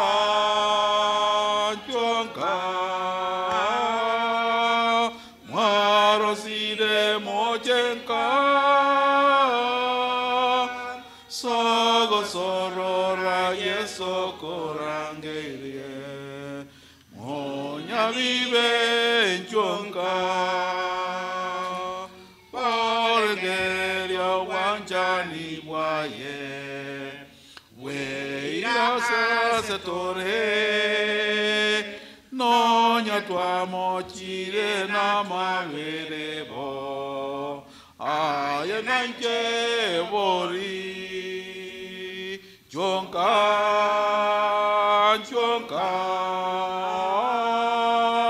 Maroside mochenka Sogo sorora yeso korangerie Moña vive en chonka Ntara korogo saba koma elio. If I request of one thing, in one way or the other, I have not watched. in one way or the other, I have not watched what I say and what I do. I have not watched unto myself. I need patience. I want to come to God. I depend on God. If there is one, come forward. I pray. If you have messed up with parents in one way or the other, you have misbehaved in one way or the other, come forward. I want to pray for you. If there is none who will come forward, Pastor, I request you kindly. Baba Meli njua Pastor to saviri. Onyonde tagoja. Lakini karaje tukuraja ya baba to saviri. Pastor nju. Okay. Pastor, come pray for us. If you feel there is something in a mess in your life,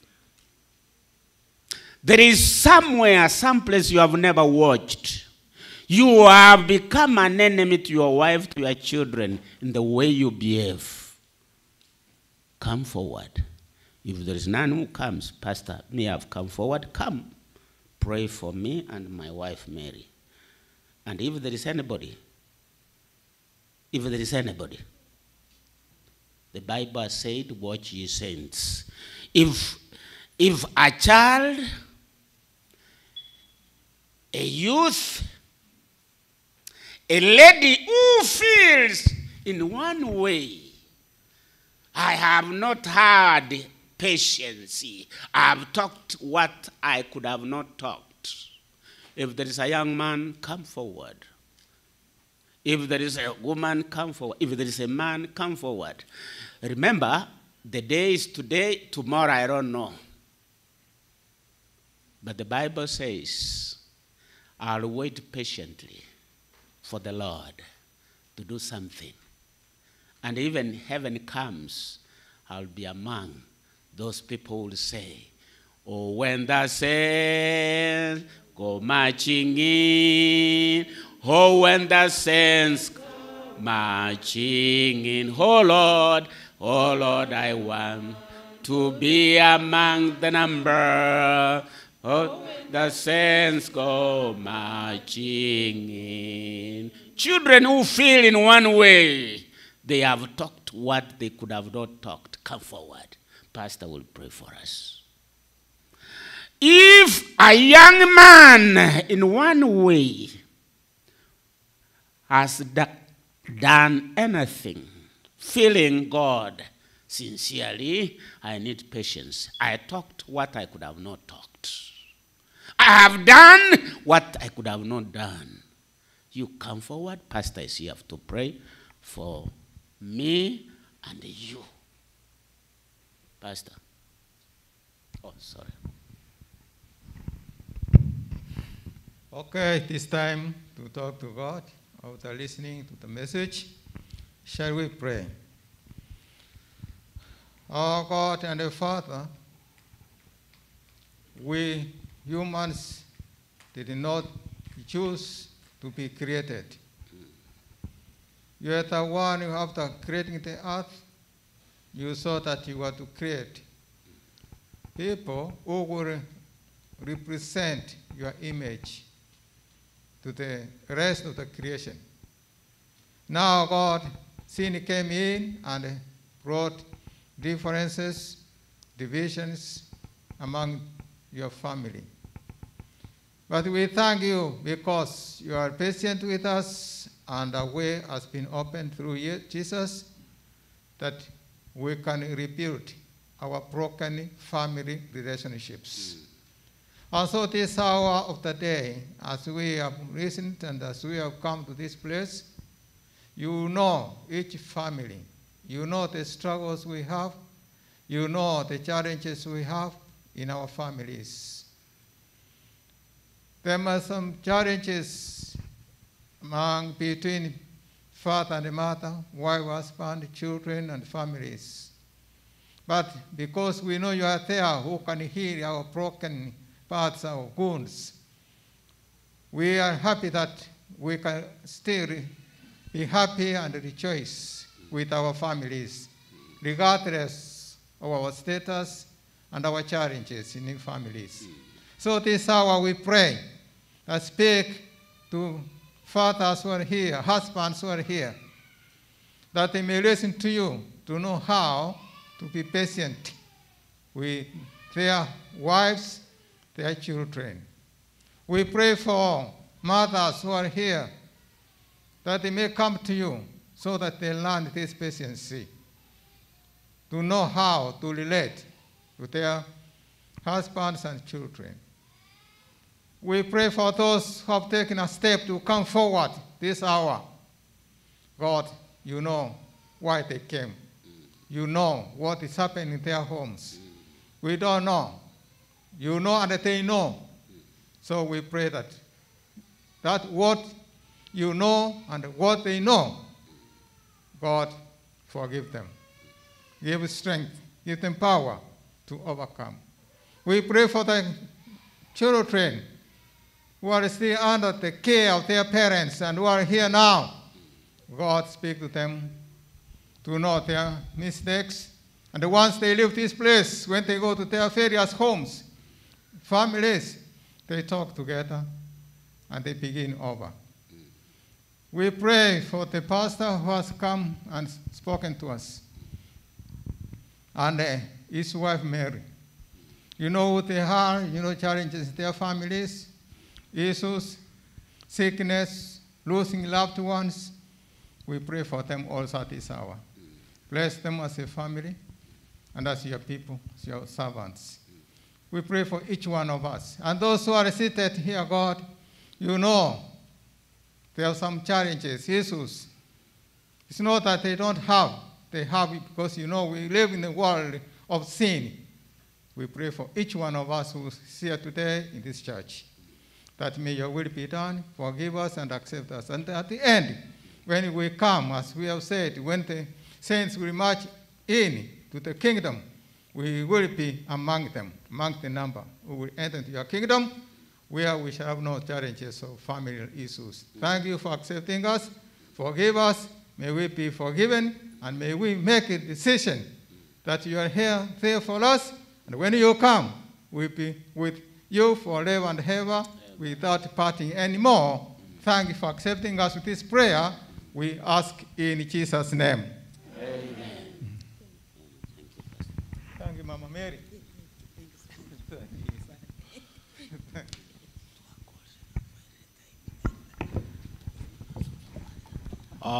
Thank you so much. This marks the end of our service. And I call upon the pulpit participants to stand.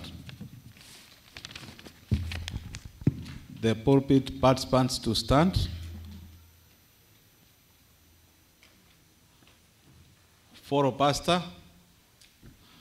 The deacons may be too far. Can you stand up, please? Utaanza kutoa hawa wakienda, and Oisebe, you can start in this row as Maslin. Why is Mercy?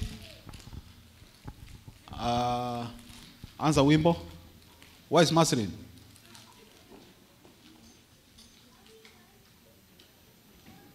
Okay. Anza wimbo ndio uanze kutoa watu.